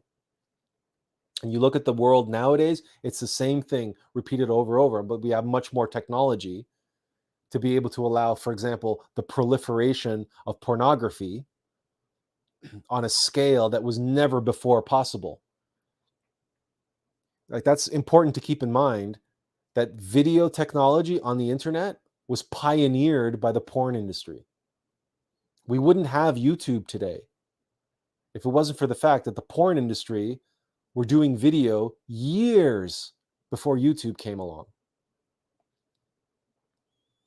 So what's been really behind and really pushing this proliferation of the information age and the so-called information that they're pushing, and now what we live with today, right? Censorship and fact checking and everything else. It's a disinformation age that we live in, not an information age, but a disinformation age. But no worries. Mechanical nature gives you an alternative to all of that. You can say no to all of that. You can turn your back on vaccines, on technology, on the internet, on commercialism, on materialism. You can turn your back on all of that and come back into the warm embrace of Mother Nature, where what awaits you is the metaphysical degeneration of humanity, where the true self is lost in the shuffle, replaced with the false self, also with pleasure, with tribe and tribal relations, family relations, ancestral relations, bloodlines, drugs, and lunar bodies. So when we get to step 3, the physical destruction of humanity, we're left with 2 results. One, you have a massive depopulation. All those who are part of the techno hive mind, all those who stayed in the cities and didn't want to give up their technology and didn't want to give up all their hedonism and everything else, and their atheism and their secularism and everything else, all of that's all wiped out. It's very easily done with earthquakes and other natural disasters, and the buildings and everything else. I mean, let's face it, it's all comes crumbling, crashing to the ground, and be completely wiped out and reclaimed by nature within a few generations, within a few hundred years. And the truth of this, by the way, the proof of this is that if you go to Guatemala today, and if you go and visit Tikal, which was the capital of the Mayan civilization, and you go to Tikal and you think you're looking at the capital, you're looking at 1/1000th of a percent of the capital city. Tikal was completely and totally paved over. There wasn't a tree in sight for literally hundreds of kilometers in all directions. It was all stone buildings and pyramids, and 1/1000th of Tikal has been excavated. That was only what, 500 years ago? Every single mound, every single hill that is completely covered in rainforest, if you dig just a few feet into that dirt, into that mound, you will hit stone, because there's a stone building underneath, or a stone walkway, or a stone aqueduct. So when people like to bitch and complain about Graham Hancock and say how there's no evidence of these long lost civilizations, because they're complete idiots. They're not even aware of the long lost civilization of 500 years ago. Why would it be a problem for nature to reclaim a lost civilization from 15,000 years ago? We don't even know half or a third or a tenth of the lost civilizations from our own timeline, let alone previous humanities. And the cataclysms that befall humanities far outweigh anything that befell Rome or anything that befell the Mayans. The Mayan capital city was reclaimed by the jungle. It was a slow process, but not so slow, because it's only been 500 years, and you cannot tell. I went to Tikal. I was in Tikal. I'm telling you, you're looking at a pyramid on your left, and everything around you is jungle. And your guide is telling you, no, that wasn't there. When at the time of the Mayans, when they built that pyramid, you couldn't see a tree on the horizon. He said it was completely paved over. They cut down the jungle, and it was this huge metropolis. It was this huge city. And he says everything that you see, and it's unbelievable. You look at these hills and stuff, it's unbelievable. You say you can't imagine. So you say, yeah, see that hill over there? That's a pyramid. That hill over there, that's a pyramid. That hill over there, that's a pyramid. But all you see is a hill with trees on it. But your guide knows. And he says, come on, I'll show you. And he took us down and he showed us where there are these holes dug into the side of the hill, and there's an excavation going on. And you can go into the hole, you can go in, and there's a stone building on the inside. He wasn't making it up. But that's the fate of every civilization. One way or another, that's its fate. Just like nowadays, I mean, if you go, you can see remnants of the Roman Empire everywhere you go throughout Europe. But there's many, many, many places in Europe where the remnants of the Roman Empire are completely buried. They haven't been excavated. There's lots of ruins that are still, you can see them because they were preserved in one form or another, but there's lots of places where you can't see anything. And then a lot of what you do see are things like roads, because the Romans built roads like to survive anything, right? So there are basically 1,000, 2,000-year-old roads in Europe. But if they weren't being used, if the population is not there to use them, do you think those roads are going to remain exposed? No. No. Any of you ever tried to keep the weeds and the grass out of your sidewalk from coming up and growing up through the cracks in your sidewalk? You know what I'm talking about. A couple hundred years, you won't be able to see any of the Roman roads anymore. If there's no humans using those roads will vanish in a few generations. Nature will come and swallow them up, and they will disappear. And unless you're looking with a shovel and you're excavating, and by the way, when you do start excavating those roads or that ground, some future humanity starts excavating and starts digging up, they're going to see a bunch of boulders and rocks and everything being dug up and say, oh, wow, it's interesting collection of boulders underneath here. Interesting collection of rocks. There's nobody necessarily going to identify that as a road.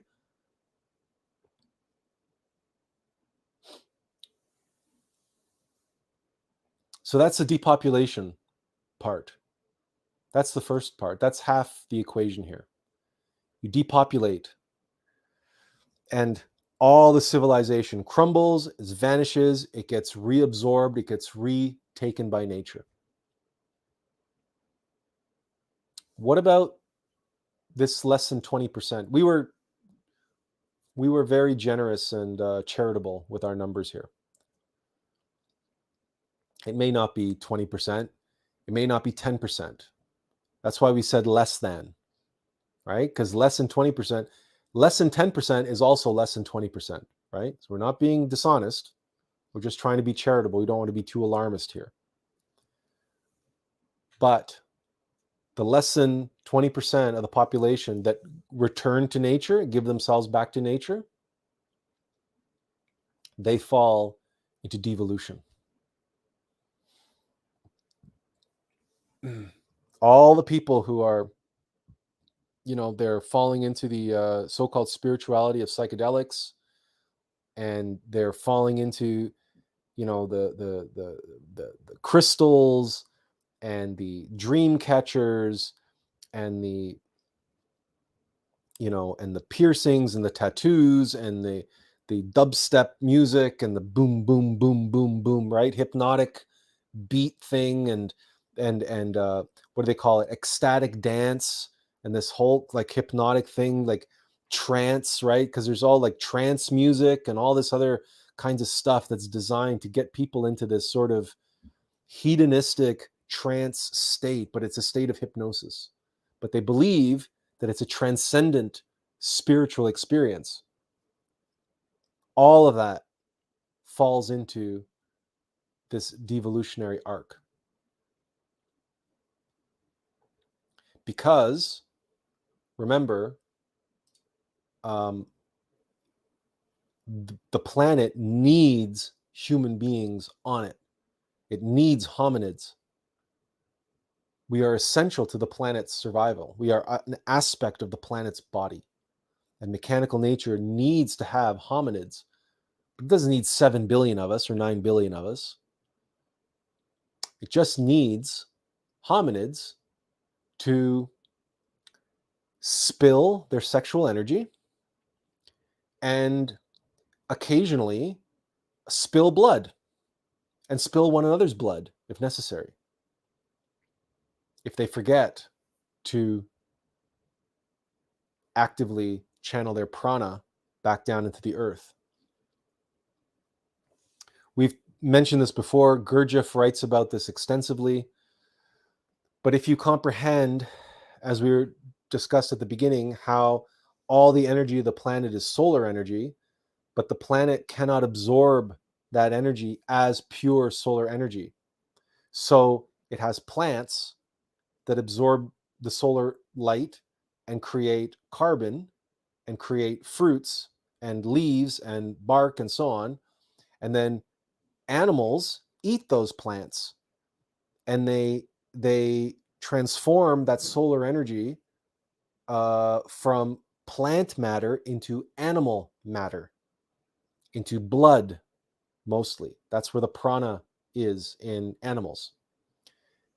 And that energy then gets eaten by hominids, by human beings, by humanity.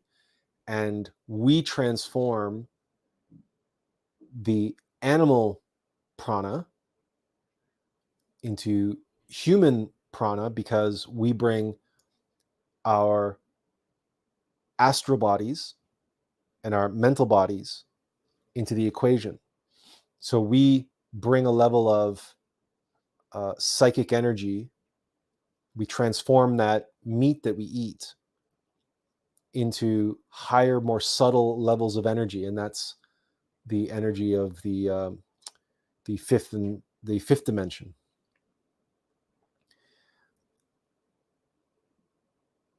And the planet needs that energy, requires that energy.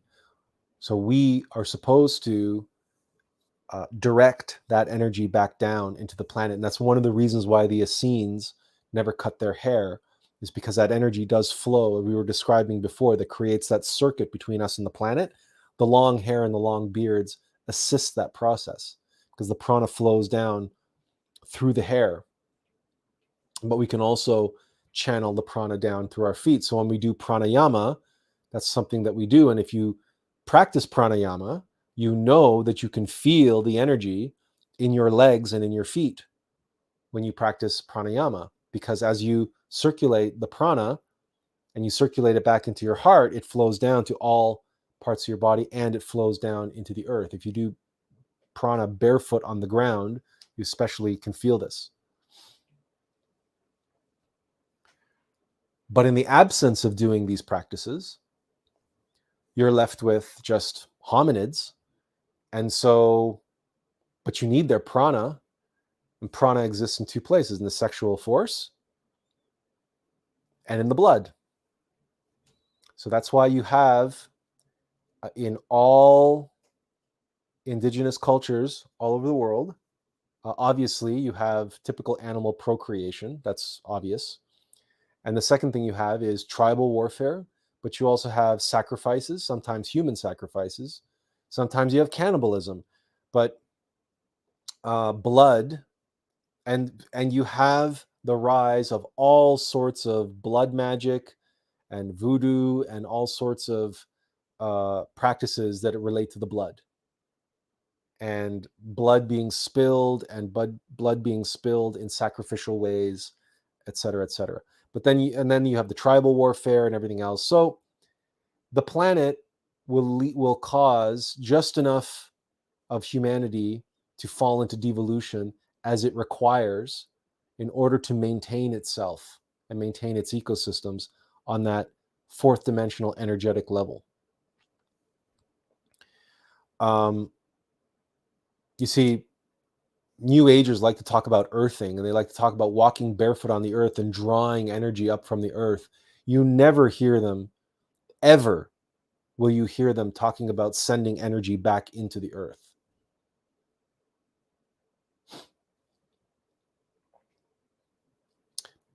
But the planet doesn't need them to. It has other ways to get that energy. And those ways are savage and primal. And that's why you have remnants of past humanities and past civilizations all devolving and degenerating into savage, primal, indigenous cultures, because they have to perform their duty to the planet one way or another. And if they don't perform it consciously, well, they'll perform it subconsciously, and mechanical nature sees to that, and the egos make that happen.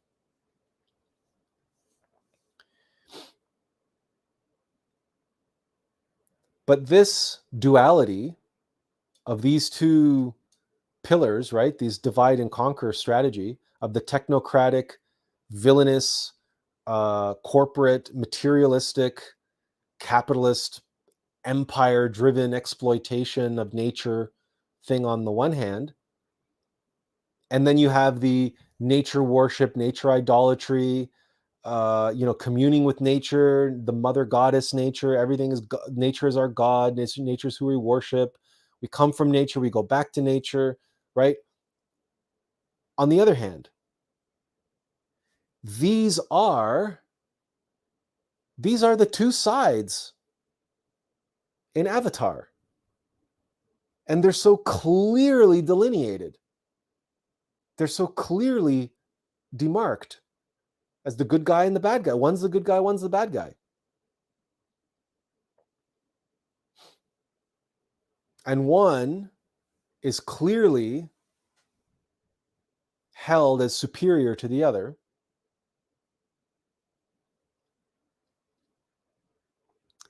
And those who become completely enamored and completely taken with Avatar and Pandora, they're the ones who are most susceptible to falling into this twisted vision B. Now, you'll notice that there's a middle way here. There's a middle way. And Avatar doesn't address that middle way. And so neither will we right now. But the narrow way of alchemy and ego death, that's for the very, very, very few. Very few. Ask yourself honestly, of the people in either of these two camps, who is willing to sacrifice lust? Who is willing? Who is even ready to receive that level of knowledge, that level of teaching?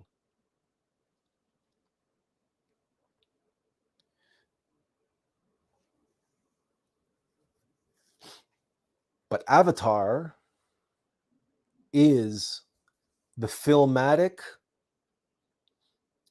expression of how humanity, of the fate of humanity, the vast majority of humanity, how it's going to go. And ironically, it's not doing so in an ironic way. It's doing so picking a side and saying, and using and cherry picking from the supernal worlds, from Eden, and everybody's deep unconscious longing to return to Eden, because we all have that within us as human beings. This is a fallen humanity. We all know deep down that we should be in the fourth dimension, that we should be communing with nature, that we should be having conversations with animals and being able to commune with their spirits.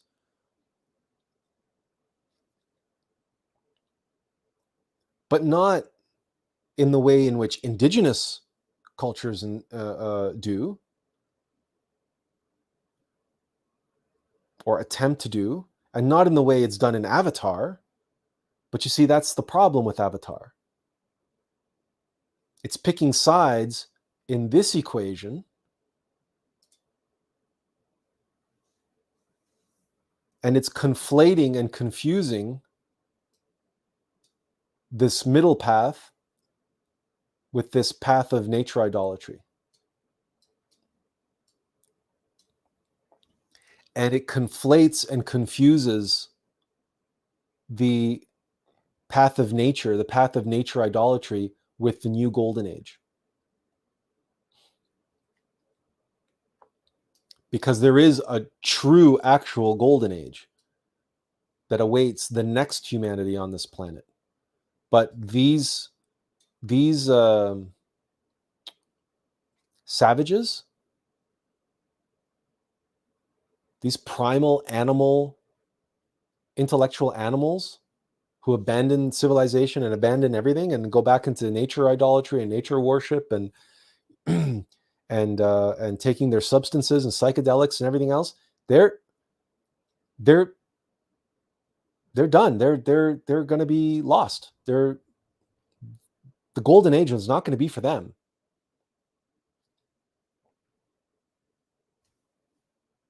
By the time the new golden age emerges, they will have already lost multiple generations.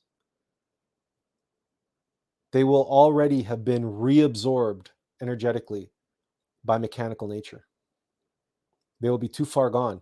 Any attempt to civilize these people will go about as well as any and every attempt to civilize indigenous people around the world by the colonialists.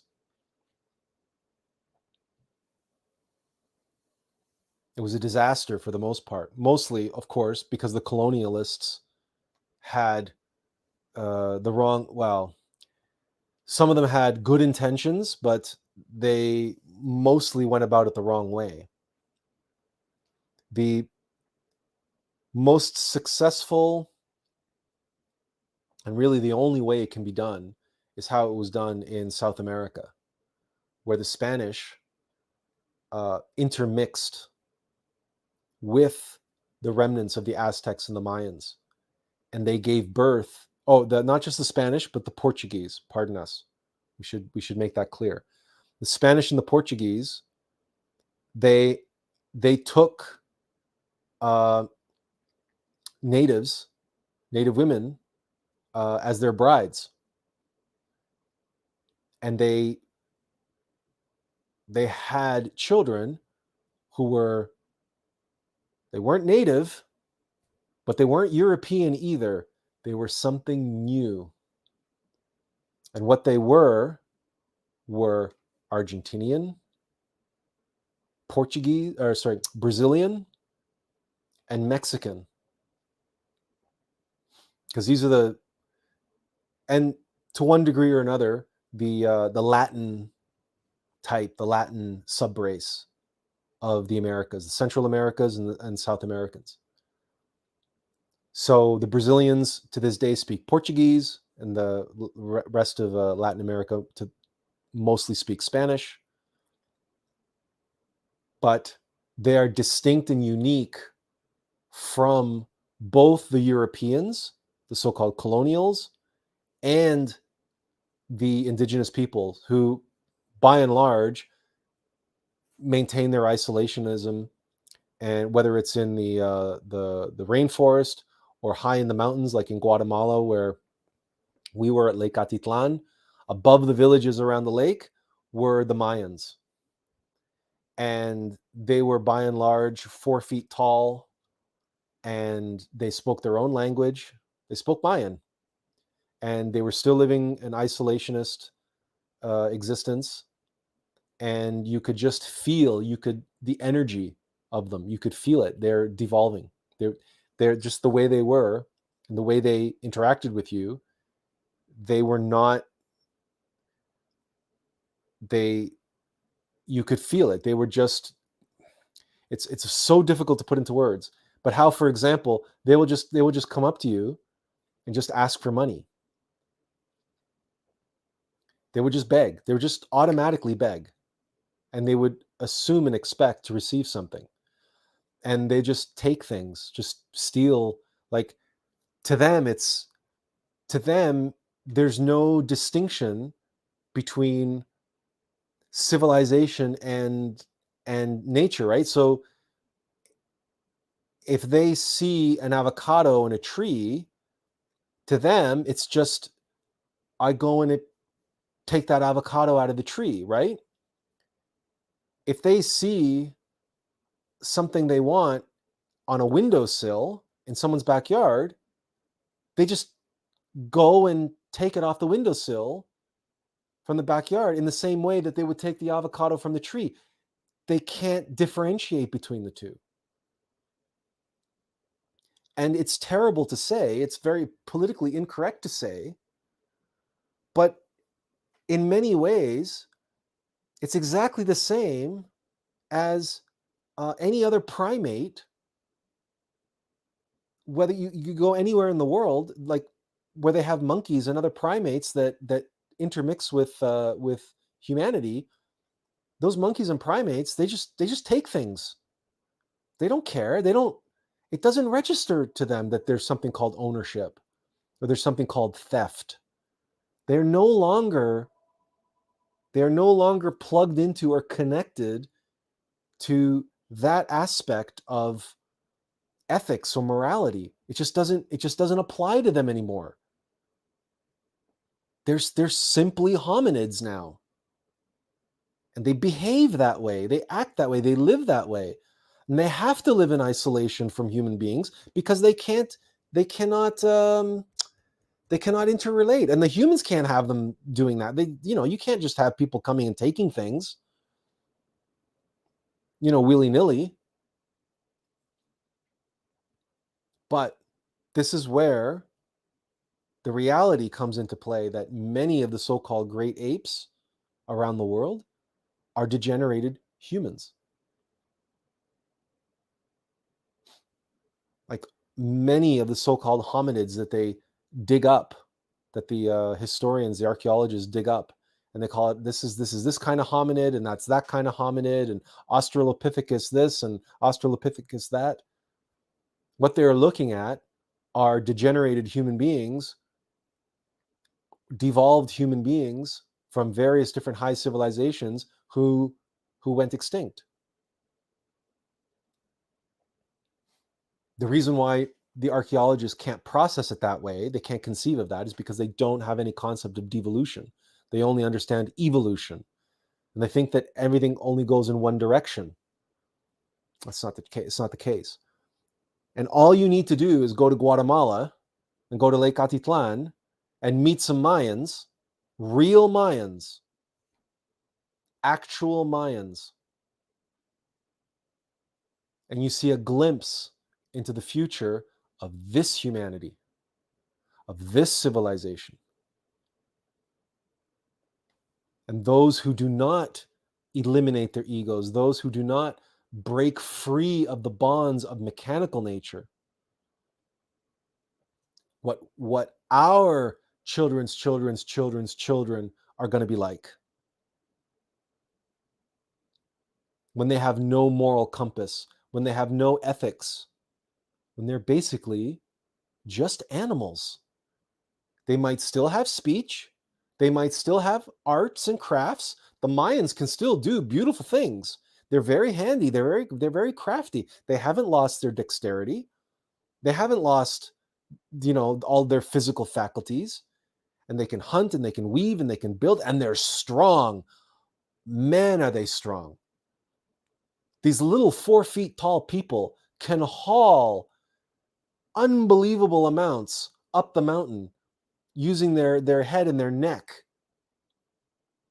They're incredibly strong. But yeah, look at a chimpanzee. A chimpanzee can rip a human being apart limb from limb. It doesn't matter that the chimpanzee is only this big. A chimpanzee is so strong, he can tear the arms off of a human being and tear them apart limb from limb. No strong man can do that. The strongest human being can't do that, but a chimpanzee can. And we tell you from our testimony that we saw with our own eyes, little 4 foot tall Mayan women who, I bet you, they could enter a strongman competition in Ireland and kick everybody's ass. They are so strong. How? Why? It's a mystery. And yet it's not, because somehow chimpanzees are half the size of these Mayan women and 4 times as strong as that. So it's not a mystery. It's just something about physiology and something about the animal kingdom and something about devolving humans as they become more and more and more animal-like and less and less human. They become stronger and stronger and stronger and stronger physically.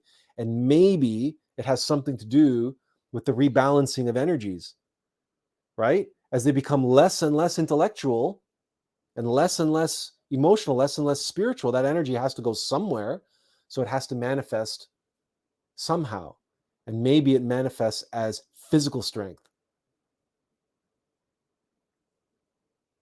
If you think of Well, because everything must balance, right? So if you have this base energy, but you have it on a devolving arc, and the physical size is getting smaller, but the energy is still there, the prana is still there, it has to express itself somehow. So it's like super concentrating something, right? It's like an espresso. You drink an espresso and you get a huge jolt of caffeine and it's so strong, right? Well, you take that espresso and that same amount of coffee, but you make it into an Americano or a latte, and now you don't have the same impact, right? You don't have the same impact of the caffeine, and you certainly don't have the same impact of the taste. It's the same type of thing, right? It's called super concentrating. And something like that is taking place with human beings who are devolving and becoming more primal, more savage, more animal in their expression. They become stronger and stronger. And perhaps to one degree or another, we are witnessing that even today, because there is an obsession with bodybuilding. There is an obsession with body sculpting. There is an obsession all over the world with being stronger and faster and more agile and more this and more that. Physical strength, physical ability, physical dexterity, physical agility. Look at the extreme this and extreme that, and people climbing mountains and people doing all these things. And it's like, and it's popularized. These are the things that, and then people go to their everyday, day-to-day dead-end jobs that gives them no satisfaction, no anything. It just gives them money, and then that money is what gives them the wherewithal to be able to fly over the world, to go climb mountains or ski down mountains or mountain bike, do extreme mountain biking or extreme diving or whatever it is that they do. But all these physical, visceral activities are can be a sign of people who are wanting more and more and more to have sensory, visceral, physical experiences, and are more and more identified with their physical self, with that primal animal instinct to be strong or to be fast or to conquer this or to conquer that, or to be the alpha male or the alpha female or whatever it is, whatever it is. But Avatar is feeding this and feeding off of this. It's a symbiotic relationship between Avatar and this aspect of humanity. There is no, we do not put Avatar in the same basket as Star Wars or Lord of the Rings or The Matrix. Avatar is not waking anybody up. It's not. It's only going, Avatar only puts people to sleep.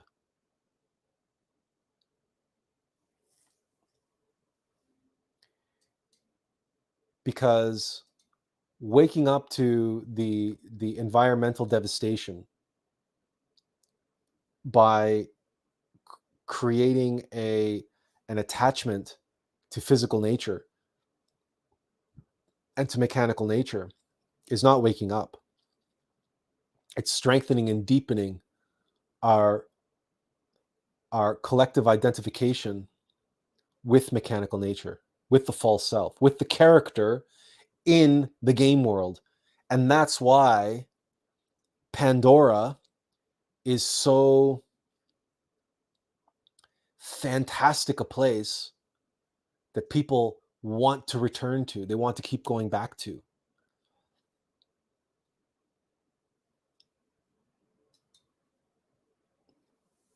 Because it is like, and it is all digital, but it's digital that's so hyper realistic. So it's like the ultimate video game. It's the ultimate fantasy. And again, it's taking these aspects, cherry picking aspects of divine conscious beings and impregnating the physical, mechanical nature with those aspects, saying, hey, you can have your cake and eat it too, which is what the first Avatar film was all about. When it really comes down to it, you can have your cake and eat it too.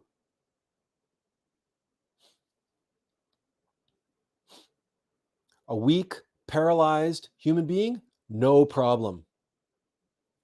You can exist. You can exist as a Navi, and we're gonna do the plot contrivances that allow you to do that, to download your consciousness permanently and become a Navi permanently.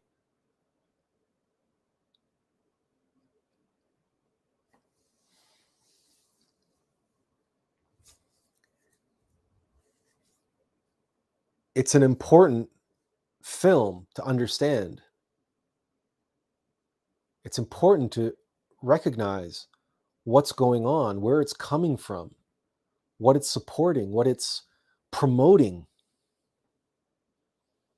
and how it is completely, totally, and utterly focused at the masses.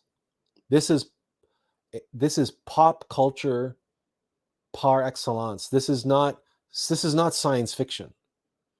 Avatar is not science fiction. Because anyone who's even remotely interested in science fiction can poke a million holes in the story, in the plot, in the so-called science of Avatar. It's not science fiction. It's a fantasy thrill ride. It's like Gravity was a few years ago. It's like an amusement park ride.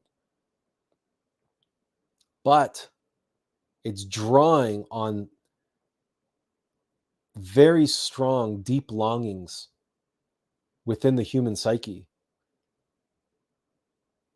and manipulating those to end up with a result, which again is related directly to the Kali Yuga, directly to the destruction and the devolution of humanity. So it's a cultural milestone, it's a cultural landmark, but all milestones and all landmarks demark something. They point at something.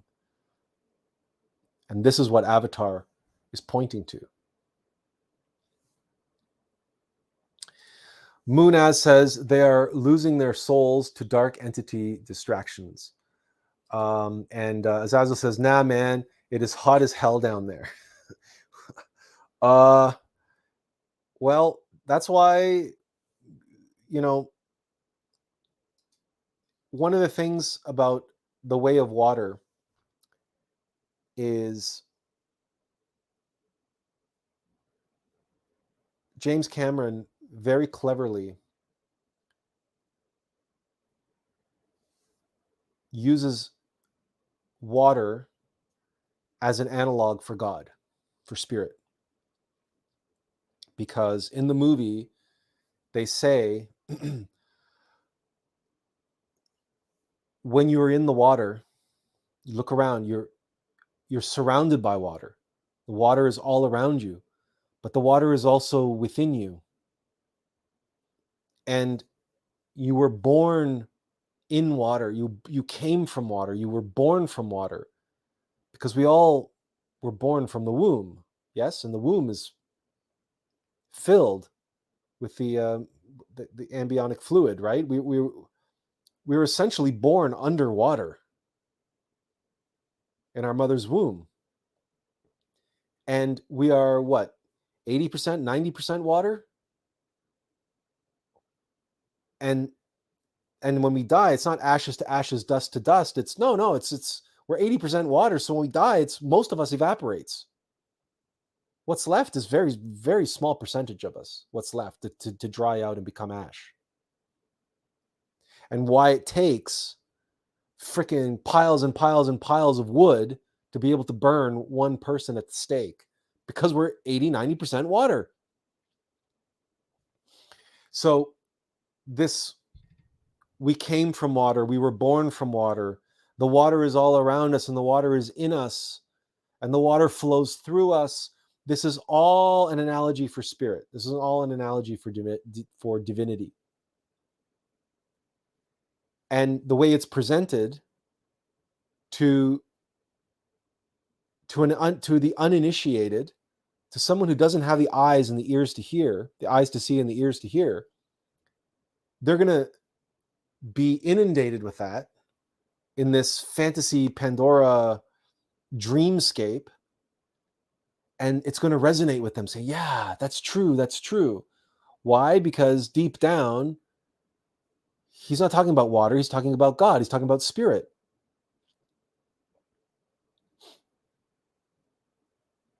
So he's conflating the two by using water as an analogy, because water is very much connected to mechanical nature and our physical self.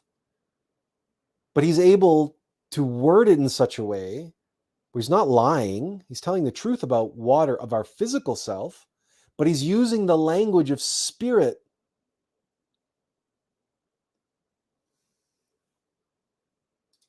Both of those things are true. Our physical body is water, came from water, will return to water. And our metaphysical bodies, our spirit, came from spirit, will return to spirit.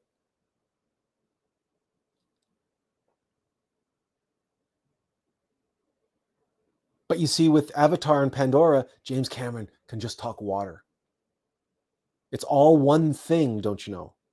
It's just one thing. And that one thing is nature, mechanical nature. That's where we come from. That's where we're going through. You see how he's taking, and water is blue, right? Just like the blue Navi. He's taking the blue, the higher frequency of the metaphysical reality of the esoteric worlds. And he's taking them and he's pulling them down, he's dragging them down, and he's impregnating physical reality with that blueness. And he's saying, you can achieve spirituality, you can achieve immortality, you can achieve divinity through this physical world, this physical realm. This is what's magical. This is what's spiritual. This is what God is. This is Ewa, the Divine Mother, the Great Mother. And this is what all Indigenous people believe. This is the trap they're all in. James Cameron isn't inventing anything here. He's just taking and begging and borrowing and stealing from Indigenous spirituality from all over the world. And then he's taking it and creating a hyper reality around it called Pandora, and he calls it Avatar. A word that was also co-opted by the video game industry to talk about your character in a role-playing game or in a massively multiplayer online game, an MMO. That's your avatar. It's your character, yes, but it's your avatar. And that word avatar means like great soul. It's avatar is reserved for people like Jesus and Moses and Muhammad and Buddha. They have avatars. The only video game that ever used the term avatar correctly was the video game series Ultima. They had Ultima 4 was called The Quest of the Avatar. We've talked about that video game in the past. It's the only video game in history ever to use the term correctly and in honor and respect of its true spiritual meaning as one who is a physical embodiment of the eternal values of divinity. And in that you had to become the avatar in that game. You had to go and you had to find the runes, learn the mantras, discover the shrines of the 8 great virtues, and you had to go and pray the mantra and meditate and pray with the mantra at the shrines, but you couldn't enter if you didn't have the appropriate rune. And you'd sat there on the keyboard typing this mantra and typing this mantra and typing this mantra over and over and over again until you received 1/8 of the Ankh. The Ankh, of course, is the sign of the avatar. And the whole video game, the whole story was that the king of Britannia, which is the world, Lord British, he calls you forth to Britannia. He summons you because Britannia has fallen into darkness and degeneration, and the people need a hero. The people need a true hero to look up to, someone to inspire them with virtue and inspire them with goodness, someone who's going to bring the light and shine the light back onto Britannia. And Lord British says, I'm too old to undertake this task, but I've summoned you to do this task, to be my hero and to do this in my stead. So it's the innermost being, it's God the Father, it's the King who calls upon his hero to go out into the world and find the runes and learn the mantras and discover the shrines and pray at the shrines. And then, by the way, there's also 8 deadly sins to counterbalance the 8 great virtues. And you must find each of these dungeons, the dungeon Dastard, the dungeons of Despise, and so on. And you have to go and you have to clear out those dungeons of all of the monsters and destroy and eliminate the demons and the denizens. And you have to go into the very underworld of Britannia and liberate Britannia, liberate the world from all the demons and all the darkness which haunts it. So that's where it brought in the video game aspect of it with the combat and the role-playing game and et cetera, et cetera, et cetera. It's the only game like it ever to exist, ever to be made. But after Ultima 4, all of the Ultima games from Ultima 4 all the way to Ultima 7 were all about the ongoing tales of the Avatar. It's the only video game series ever to use the word Avatar correctly.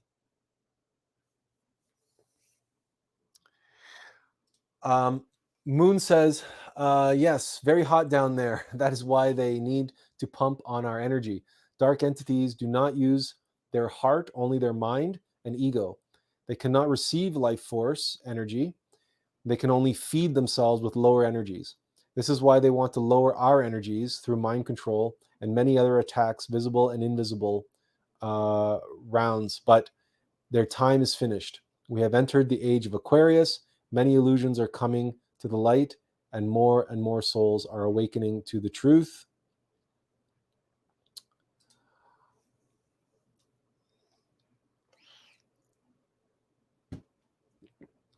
The dark entities are inside of us. They're not outside of us. And all those people who think that they're awakening to the truth by awakening to dark, evil forces outside of us, enslaving humanity, et cetera, they're all awakening all right, but they're awakening negatively because they're not working on themselves. They're not eliminating their egos. They're not practicing white tantra. They don't the more you believe in the mass global awakening, the more you will be lost, because there is no mass global awakening. Awakening happens on an individual basis. There's lots of energy there to promote and help and assist those who are doing the work. But if you're not doing the work, no one and nothing can erase your karma. No one and nothing can awaken you, and certainly no one and nothing can awaken you positively. But you can awaken negatively, or you can awaken as a Hasna Musin. And that's what the vast majority of so-called spiritual people are awakening as. They're simultaneously awakening as an angel and a demon. But unfortunately, the demon is stronger in them because they're continuing fornication, and many of them are practicing black magic. They're manifesting their desires. They're manifesting this. They're manifesting that. That's all black magic. They're going against their own karma. They're going against the lords of karma. They're trying to win the video game by gaming the system. But that's not how you win this game. You can't win the game by cheating. You know what happens to cheaters, right? So what you're describing is just more of the cleverness, more of the way in which the Black Lodge, who's not outside of us, how the Black Lodge does their work, which is to twist, tempt, and corrupt and make fall all that is good and pure and of the light. That's what they're designed to do. Look, if awakening and self-realization was easy, then everybody would be doing it. And there would be awakened Buddhas on every street corner. But that's not the case. It's just not the case. The reason why people are so confused is because most people have never even met someone who was awake. How could they know that they were awake? What that even means, what that's even like. Have you ever met a saint? A bona fide saint? Because if you haven't, then you've never met someone who's awake. To be awake means to be a Buddha. You think that people awakening to the COVIDiocy and Fauci and the World Economic Forum and the other conspiracy theorists, you think they're Buddhas because they know about conspiracy theory? You got another thing coming. That's not what it means to be awake. To be awake means that you've created your solar causal body in the 6th dimension. That's what it means to be awake. That you're a Buddha. And that's just awake. That doesn't mean you're a master.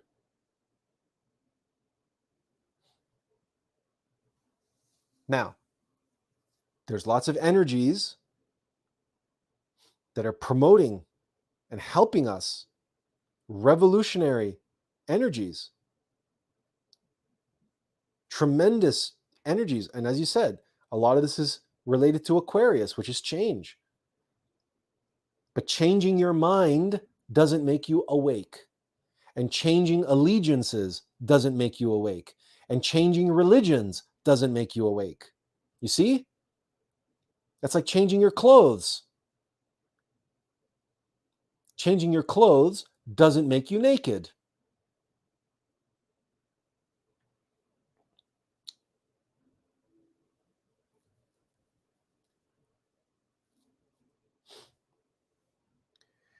Robbing Peter to pay Paul. And Aquarius, that energy is simply promoting for people to change. So that's why you have people who believe one thing one day, and then they join a different school, a different thing, and then they'll go to another school and another school and another tradition, and they'll pick up another book and they'll read that book, and oh my God, this is it. Now I believe this. And they think they're on their spiritual journey. But they're like a pinball in a pinball machine getting bounced around in between the bumpers. Because awakening is transcending all of that. All of it. No school, no community, no religion, no beliefs, but knowing. Having direct conscious experience of reality, of divinity, of yourself, and your self's self, the being of beings. There's very few people doing that. Very few. They think because they can awaken in the astral plane that their work is done. They've achieved 5D ascension. They have no idea what they're talking about. They have no idea what ascension means and what it applies to. And if they keep going along the track that they're going on, they're going to end up where it's very hot down there. Because it's all a trap, you see. It's all a trap. Oh, and this was the last thing that we wanted to mention about Avatar and Pandora and this whole thing about the trap. You know, Eden's a trap. The 5th dimension is a trap. And if you know people who travel in the 5th dimension and they think that they're already, their work is done because they can awaken in the astral plane and travel in the astral plane, they've achieved 5D ascension. Well, guess what? They're in a trap. They're in a trap. Nirvana is a trap.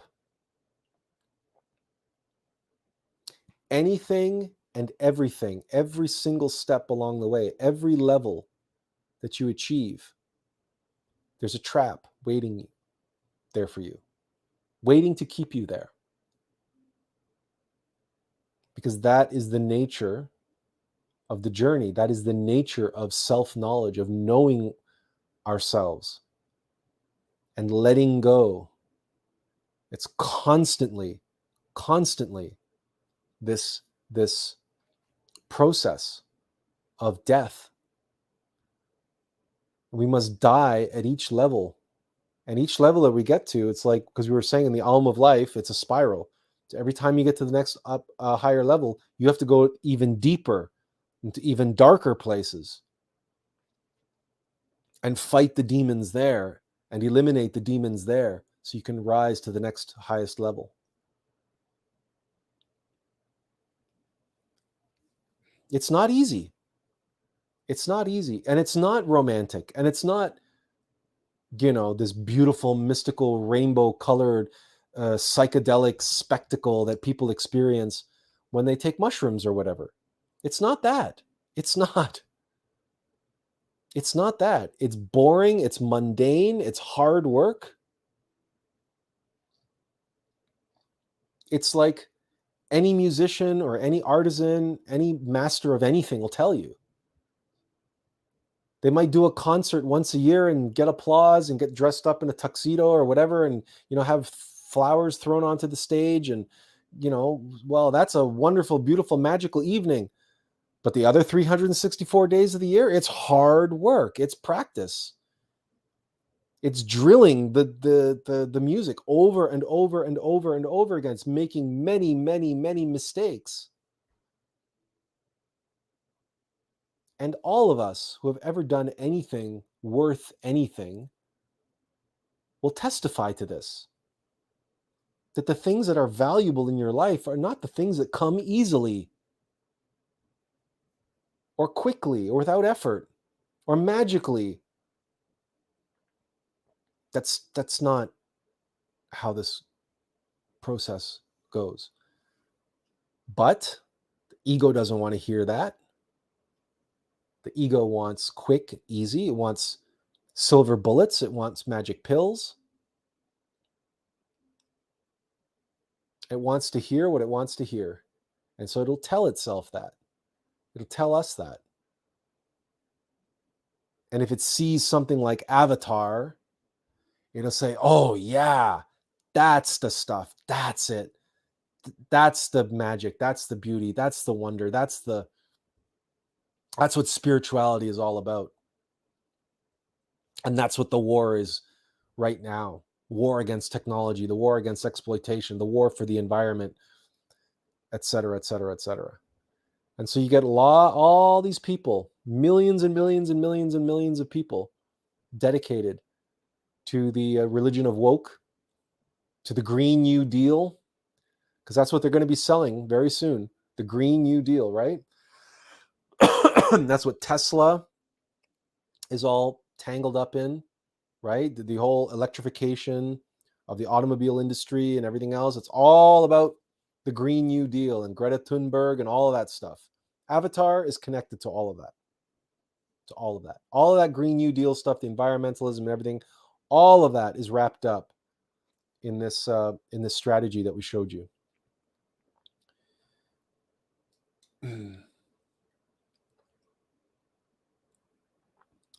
It's one of the two pillars of the divide and conquer strategy of the Kali Yuga, of how mechanical nature is going to own this humanity.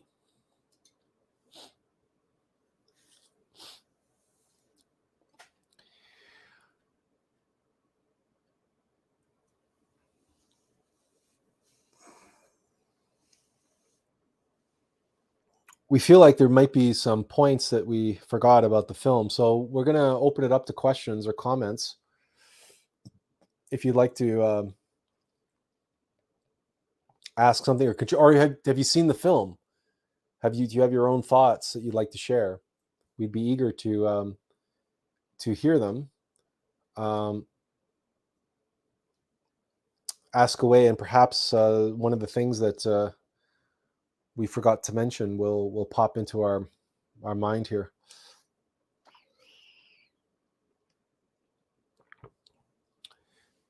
we by no means would we say don't go see the film or don't recommend the film or something. We wouldn't go so far as to say that. It's an enjoyable movie, and it has messages of family values and traditional values. And it's a thoroughly entertaining and enjoyable movie, and it is wondrous to see on screen. I mean, again, give credit where credit is due. It's a technological wonder. It really is. It really is. And it's not woke by any stretch of the imagination. It's just just be aware of how it's manipulating you in ever so subtle and some not so subtle ways. Right? Just be aware of that. And if you're aware of that going in, then you should be fine. You'll be able to enjoy it. And yeah. So, Azazel says had no idea. I had no clue about the second release of it. Might check it out. Yeah. So it came out on this Friday or this Thursday. He says, but the Fate series is on higher priority currently. What is the Fate series?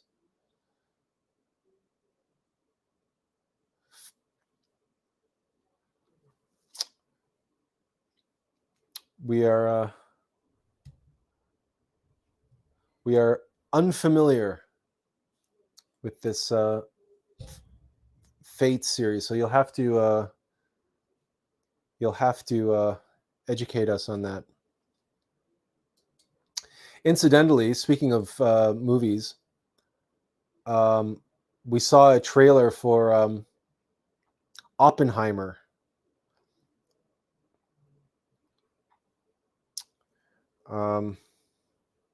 Here we go. Azazel says, the Fate series is an animated series that touches on the Holy Grail War. So the series is non-linear, which makes sense.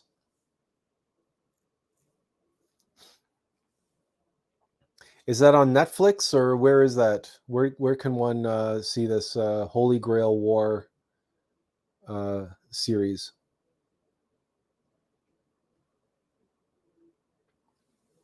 Anyway, so Christopher Nolan is making a movie about Oppenheimer. Now, Oppenheimer, as you may know, is the man who essentially built the nuclear bomb. He is the one that's quoted as saying, "I have become death, the destroyer of worlds."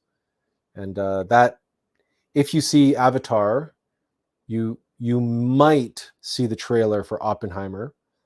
We didn't, because we're in Canada, and of course, Canada has to be different. So we saw trailers for everything but Oppenheimer.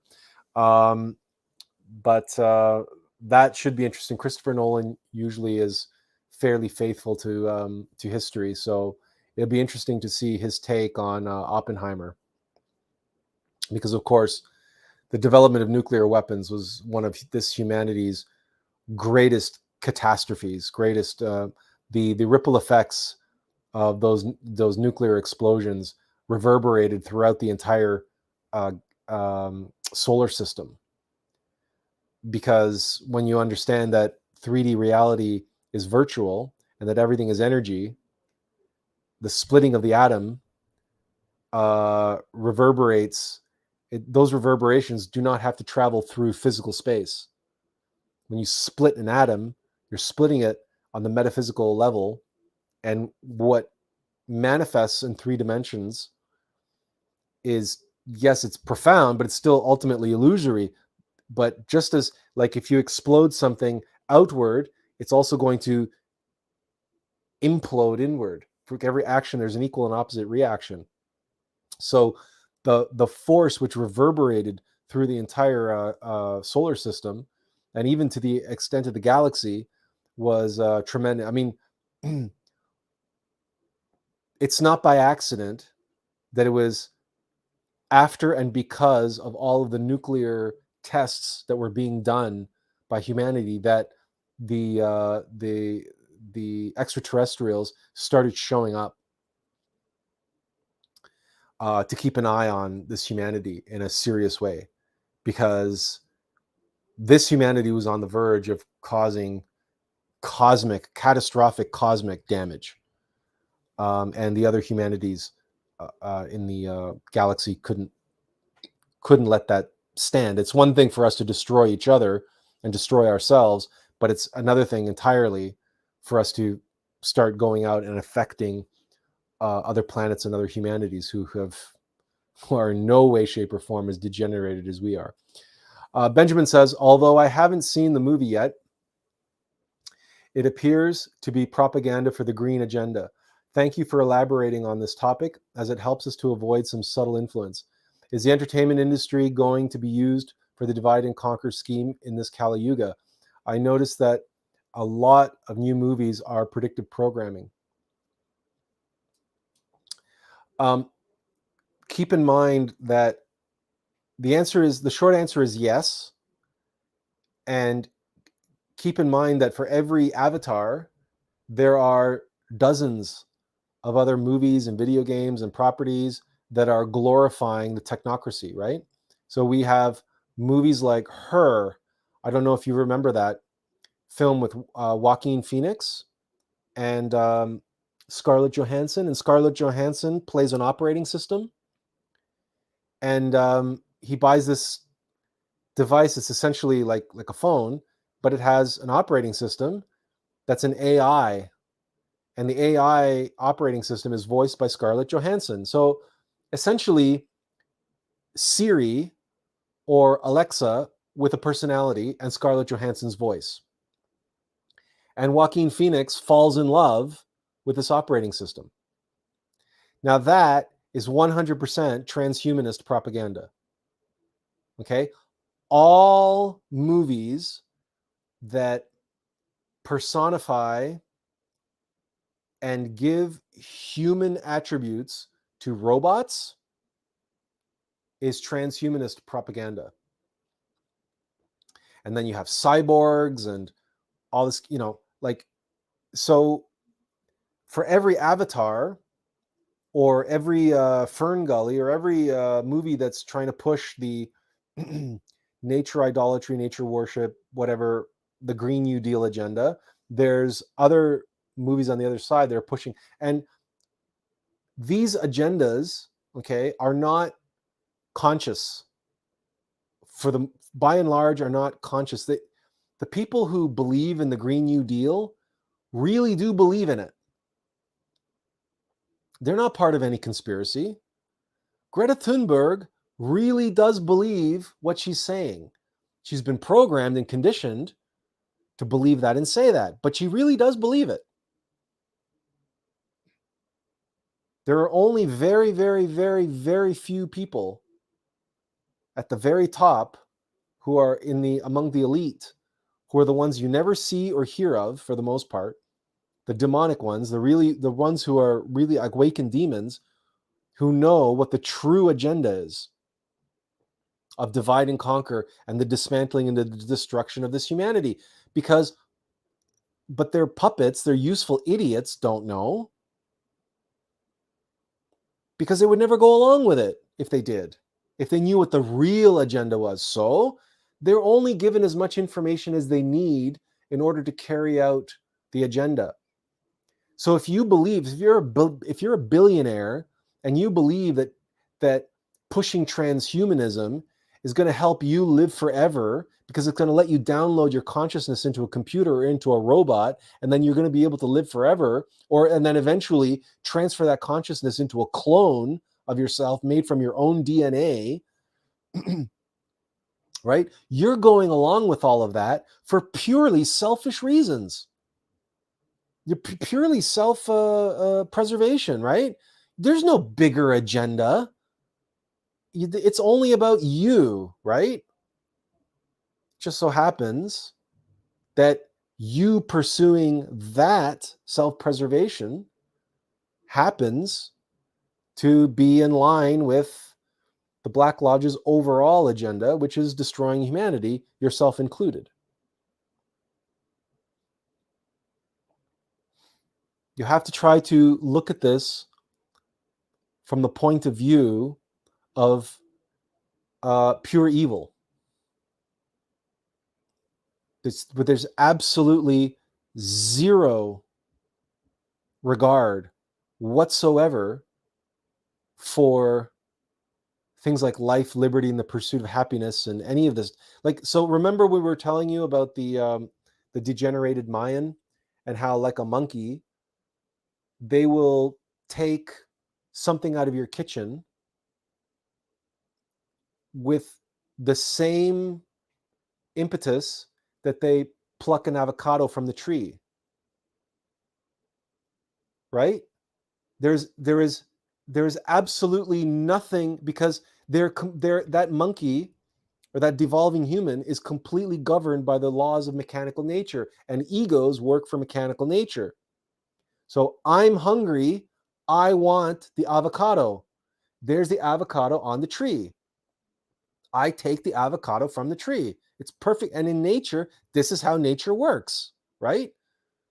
No animal stops to say, I wonder if this tree belongs to some other monkey. No.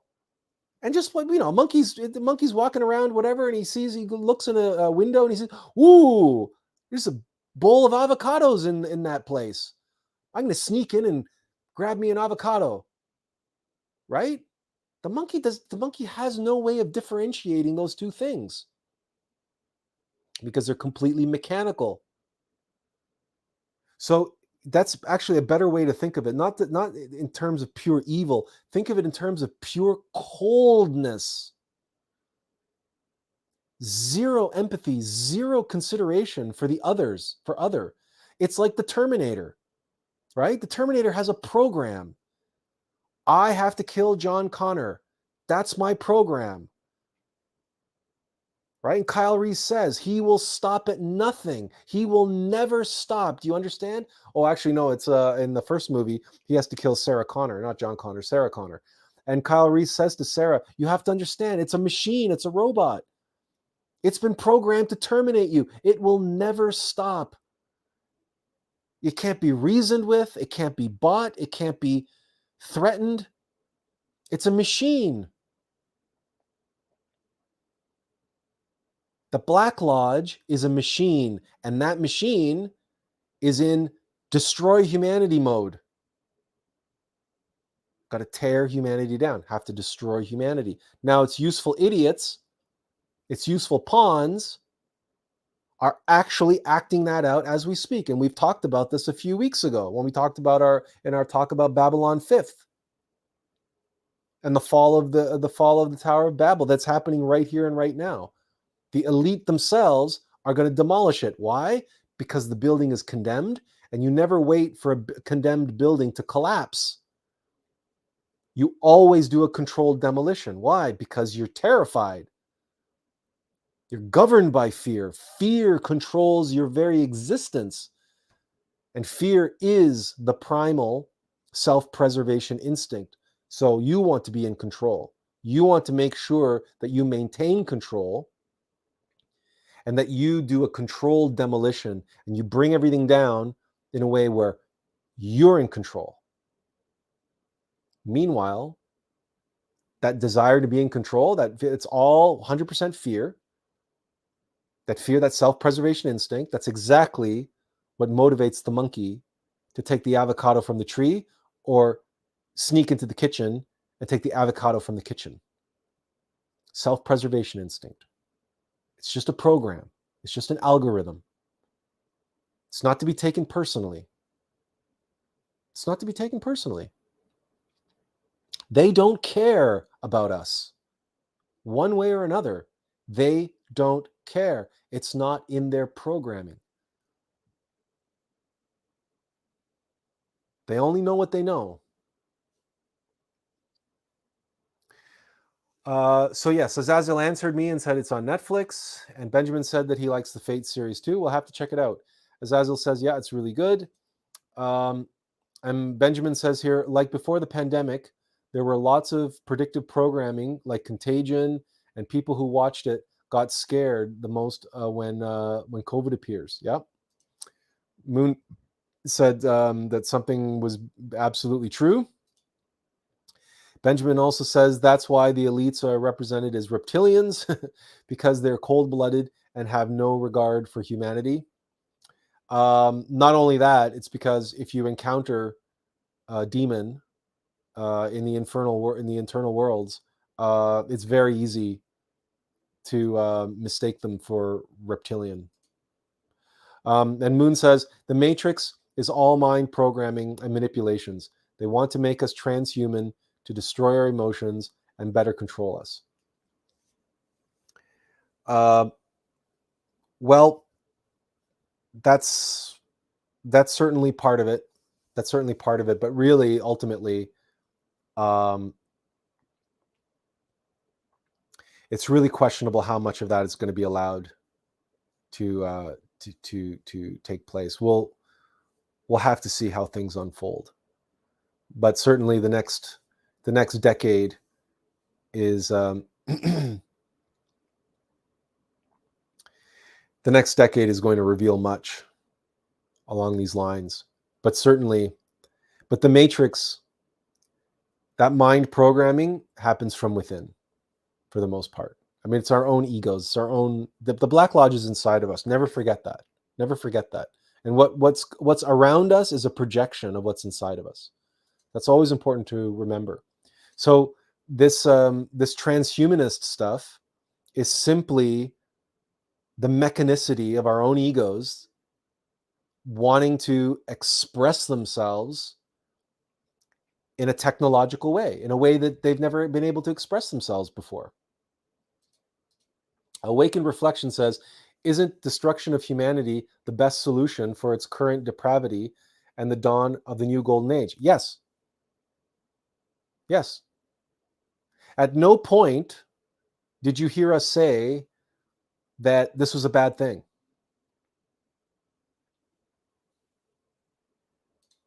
At no point did you hear us suggest that it was a bad thing or that it was something to be avoided.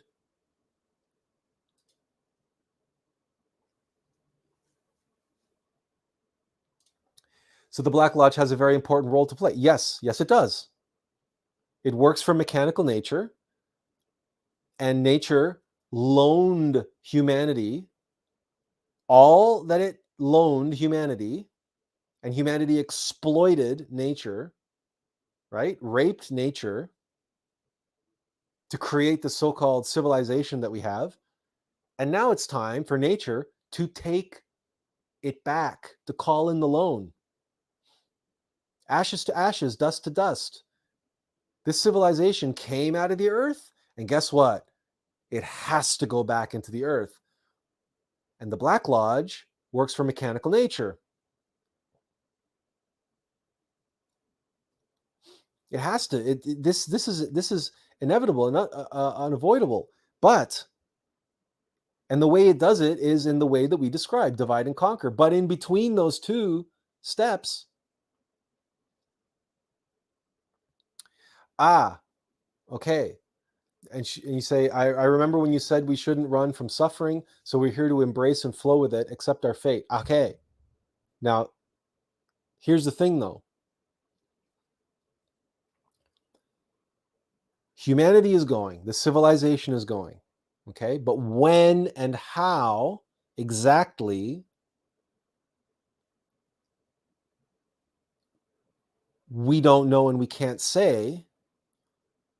And in addition, but what we can say, what we do know, is that every time this happens, okay, there needs to be a harvest, an opportunity for monads to get off the wheel of suffering, right? So that you shouldn't run from suffering. No, you should embrace and flow with it, accept it, but learn from it, right? Suffering for the sake of suffering is stupid, right? Suffering for the sake of suffering is pointless.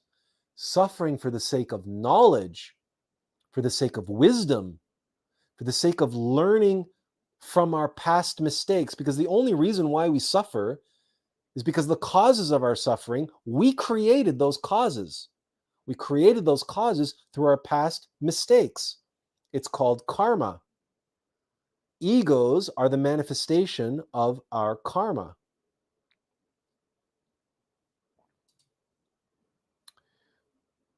So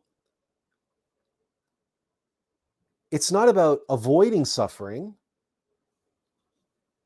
It's about using suffering as an opportunity to grow, to evolve.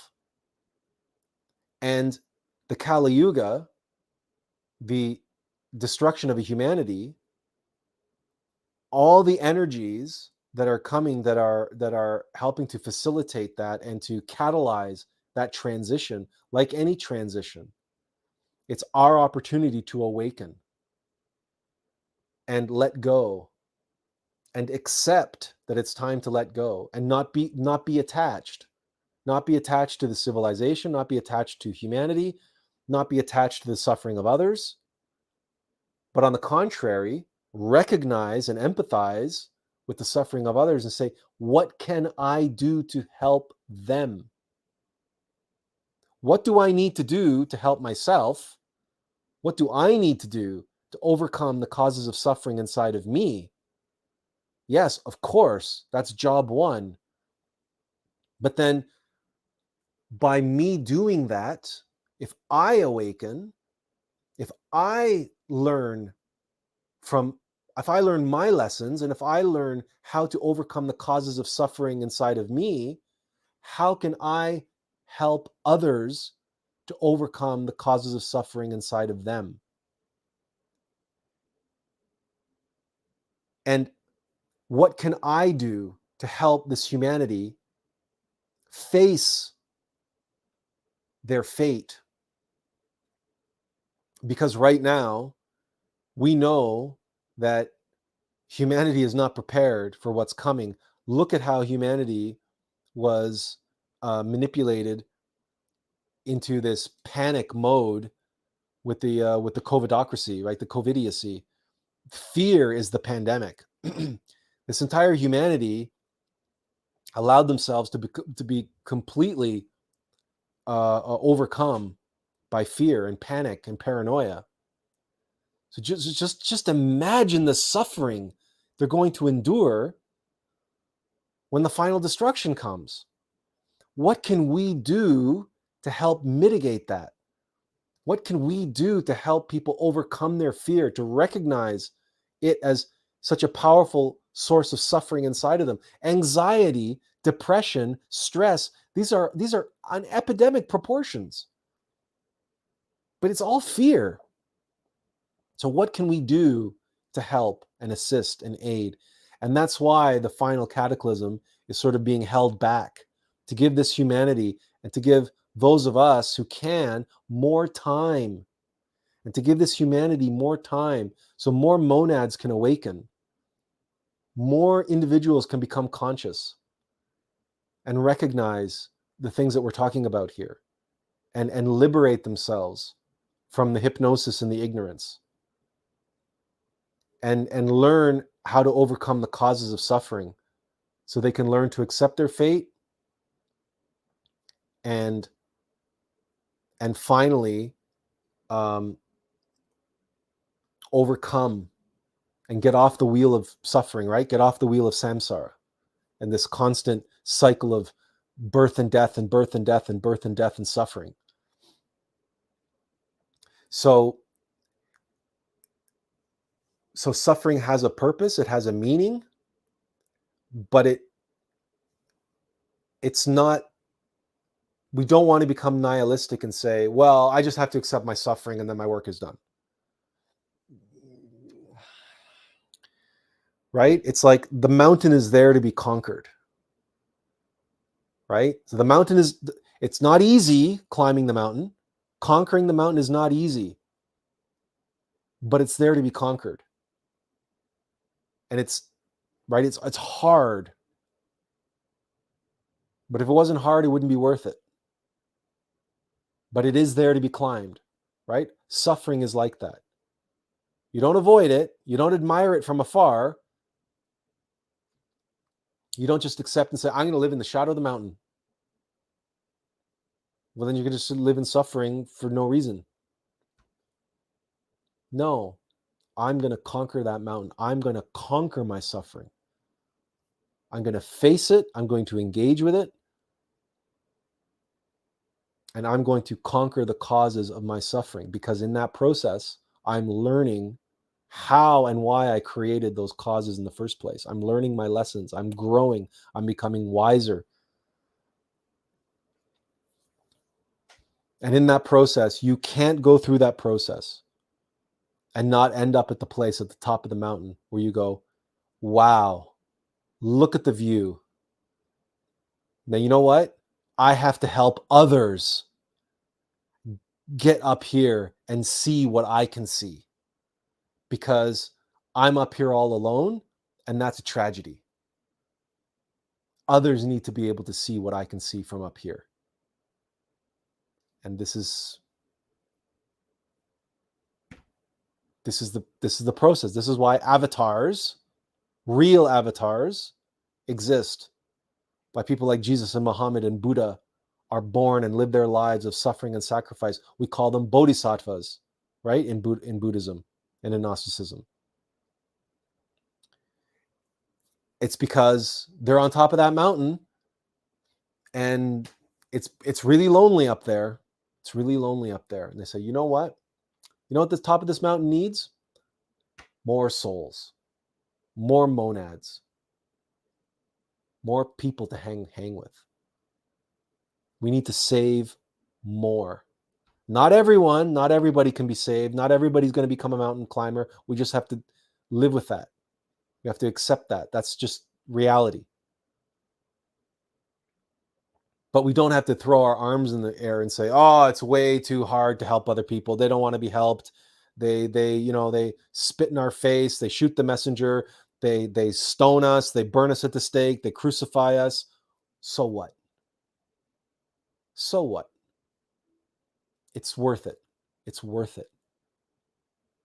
It's worth it. It's like that line from Schindler's List, from the Talmud, that Ben Kingsley's character says to Schindler, that they engrave it on the inside of that ring. It says, he who saves a single soul saves the whole world. It's worth it. It's worth all the suffering and all the indignity and all the disrespect and all the mudslinging, and, it's worth it. Munazabi said, this is why we are here, so we can change the game, the 144,000 chosen ones. Not everyone will make it, because they are still attached to 3D addictions and illusions. It is also very individual, since we manifest our own thoughts in reality. Moon, the 144,000, it's a big number, but it's symbolic. 144,000 reduces to 9. It's symbolic. It means those who are working in the 9th sphere, those who are working with sexual alchemy, those who are working in white tantra. It's not 144,000 people. Could be much more than that, could be less than that. We don't know what the final number is going to be, but that's a symbolic number, just so you know. But you're right. At the same time, those are the chosen ones. The chosen ones are the ones who are working in the 9th sphere. Benjamin says, yes, fear is the real pandemic. It keeps us on low vibration and hypnosis. I look forward to reading your book about fear. Yeah, we have to get on with that. Just remember the topic of our live stream last week was being in hell, and so we're still dealing with that. So we'll have to see what's on the docket for in terms of books and book writing, because we have a lot of material that we have to cover, and we'll see how that goes. And maybe you just have to wait till the new year to get started. We'll have to see how that goes. All right. 3-hour mark. Anyone have any other questions or comments that you'd like to make or bring up? Or if not,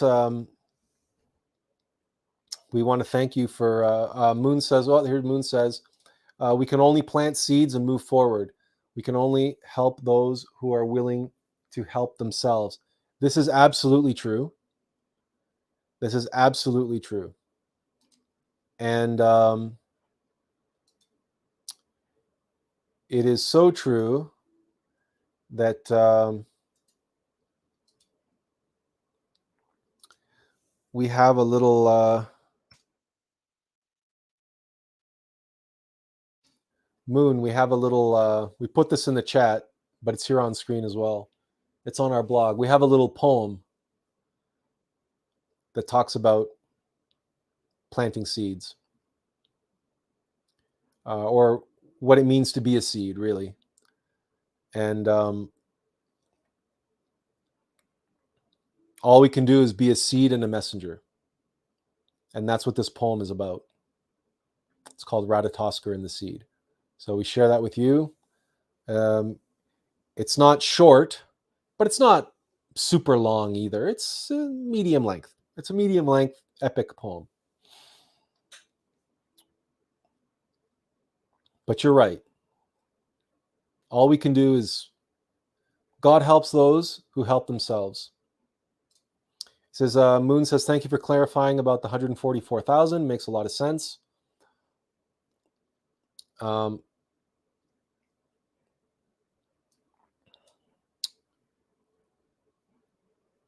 It comes right from the Bible. Benjamin will back me up on this. God helps those who help themselves. And it's as you said, we plant a seed. All we can do is help those who want to be helped and those who want to help themselves. You don't rope up to a climbing partner who expects you to drag them up the mountain, right? The rope is there for safety. The rope is there to catch them if they fall, if they lose their footing. But it's not there for you to drag people up with you. So if they want to climb the mountain, if they want to reach the top, they have to climb the mountain. And the mountain that they're climbing is not your mountain. And the mountain that you're climbing is not their mountain. It's a metaphysical, symbolic mountain, but each of us climbs our own mountain. But we can climb those mountains together. This can only happen in the metaphysical space, right? Logically, this can't happen. In the real world, this can't happen. I can't rope up to you if you're climbing Everest and I'm climbing K2. That physically, logically is impossible. But metaphysically, it is more than possible. In fact, it's necessary because we all have a soul family. All those people in your life who are most meaningful to you, they're all part of your soul family. You've worked with them before, you're working with them again. And your spouse, the one who's most important to us on the journey, the one that we can practice White Tantra with, they're the ones that we are roped up to most intimately. But they are not climbing our mountain and we are not climbing their mountain. We all have our own mountain to climb. But it's a metaphysical mountain. And because it's a metaphysical mountain, they can overlap and overlay, and we can all be together and help each other and to navigate and climb like all of you are here. You all have your own mountains to climb, just as I do. But we're here together learning and helping each other and sharing with one another about what that process is like. And we're here to help catch one another if we lose our footing and we slip and fall. And we're here to help point out to one another where there's a pitfall, where there's a challenge, where there's a trap waiting for us, and also where there's some good climbing, where there's some strong footing, some good handholds. You should check this out. Check this series out. careful about this over here, but go check that out instead. That's the kind of sharing that goes on when you have a community. We're all climbing our own mountains. We all have our own experience. But if that experience affords us some knowledge, we can share that knowledge with others. As Azazel says, if we reach the top, coffee's on me. I'm going to hold you to that. you just, I will not forget that. You just get ready to pony up the coin there, mister. Because I like my super large, mega double venti caramel macchiatos. So by the time we reach the mountain, one of those will cost what, 250 Bitcoin or something. So just know that we're going to hold you to that. He's like, damn. Okay. Moon says, thank you. Always a pleasure to listen and expand my mind with your great insight. Blessings to all. Thank you, Moon Azabi, for being here and for those kind words. Anyone have anything else to share? If not, we thank you all for being here. Well, we look forward to seeing you next week. And listen, if you do get a chance to see Avatar, come next week if you want. If anybody's interested, you can always join the conversation, and bring your thoughts, bring your feedback. What do you think that we were off? Were we off on our comments, or was there something you saw in it that we missed? Because we're pretty sure there's something in there that we missed. Jennifer says, thank you. You're welcome as always, Jennifer. It's always wonderful to have you here. And thank you, Awakened Reflections, for being here as well, and your and participating in your questions and your insights. All right, all of you have a wonderful week. Now, hang on a second. We're getting on to okay. We will not be having. We knew there was something we forgot to mention.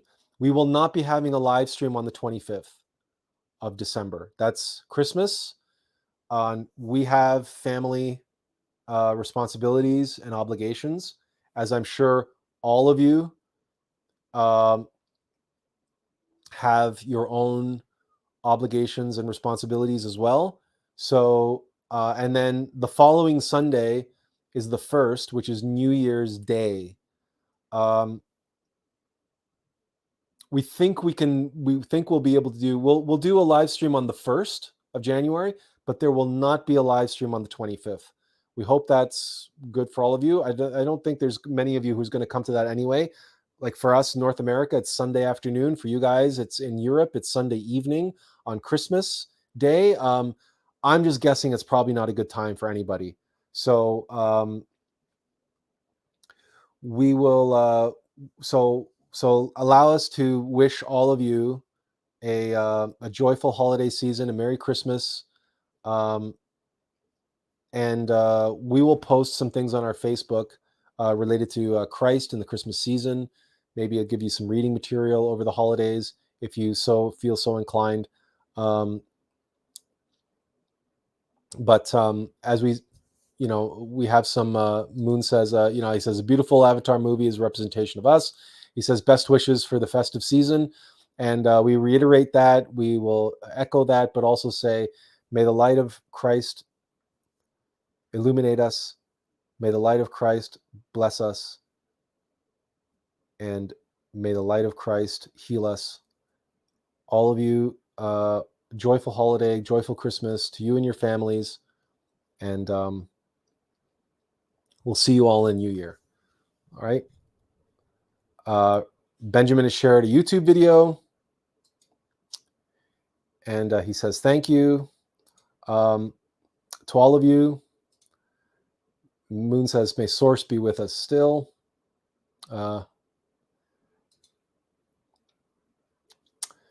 Goodbye, everyone. Inferential peace and Merry Christmas. Take care.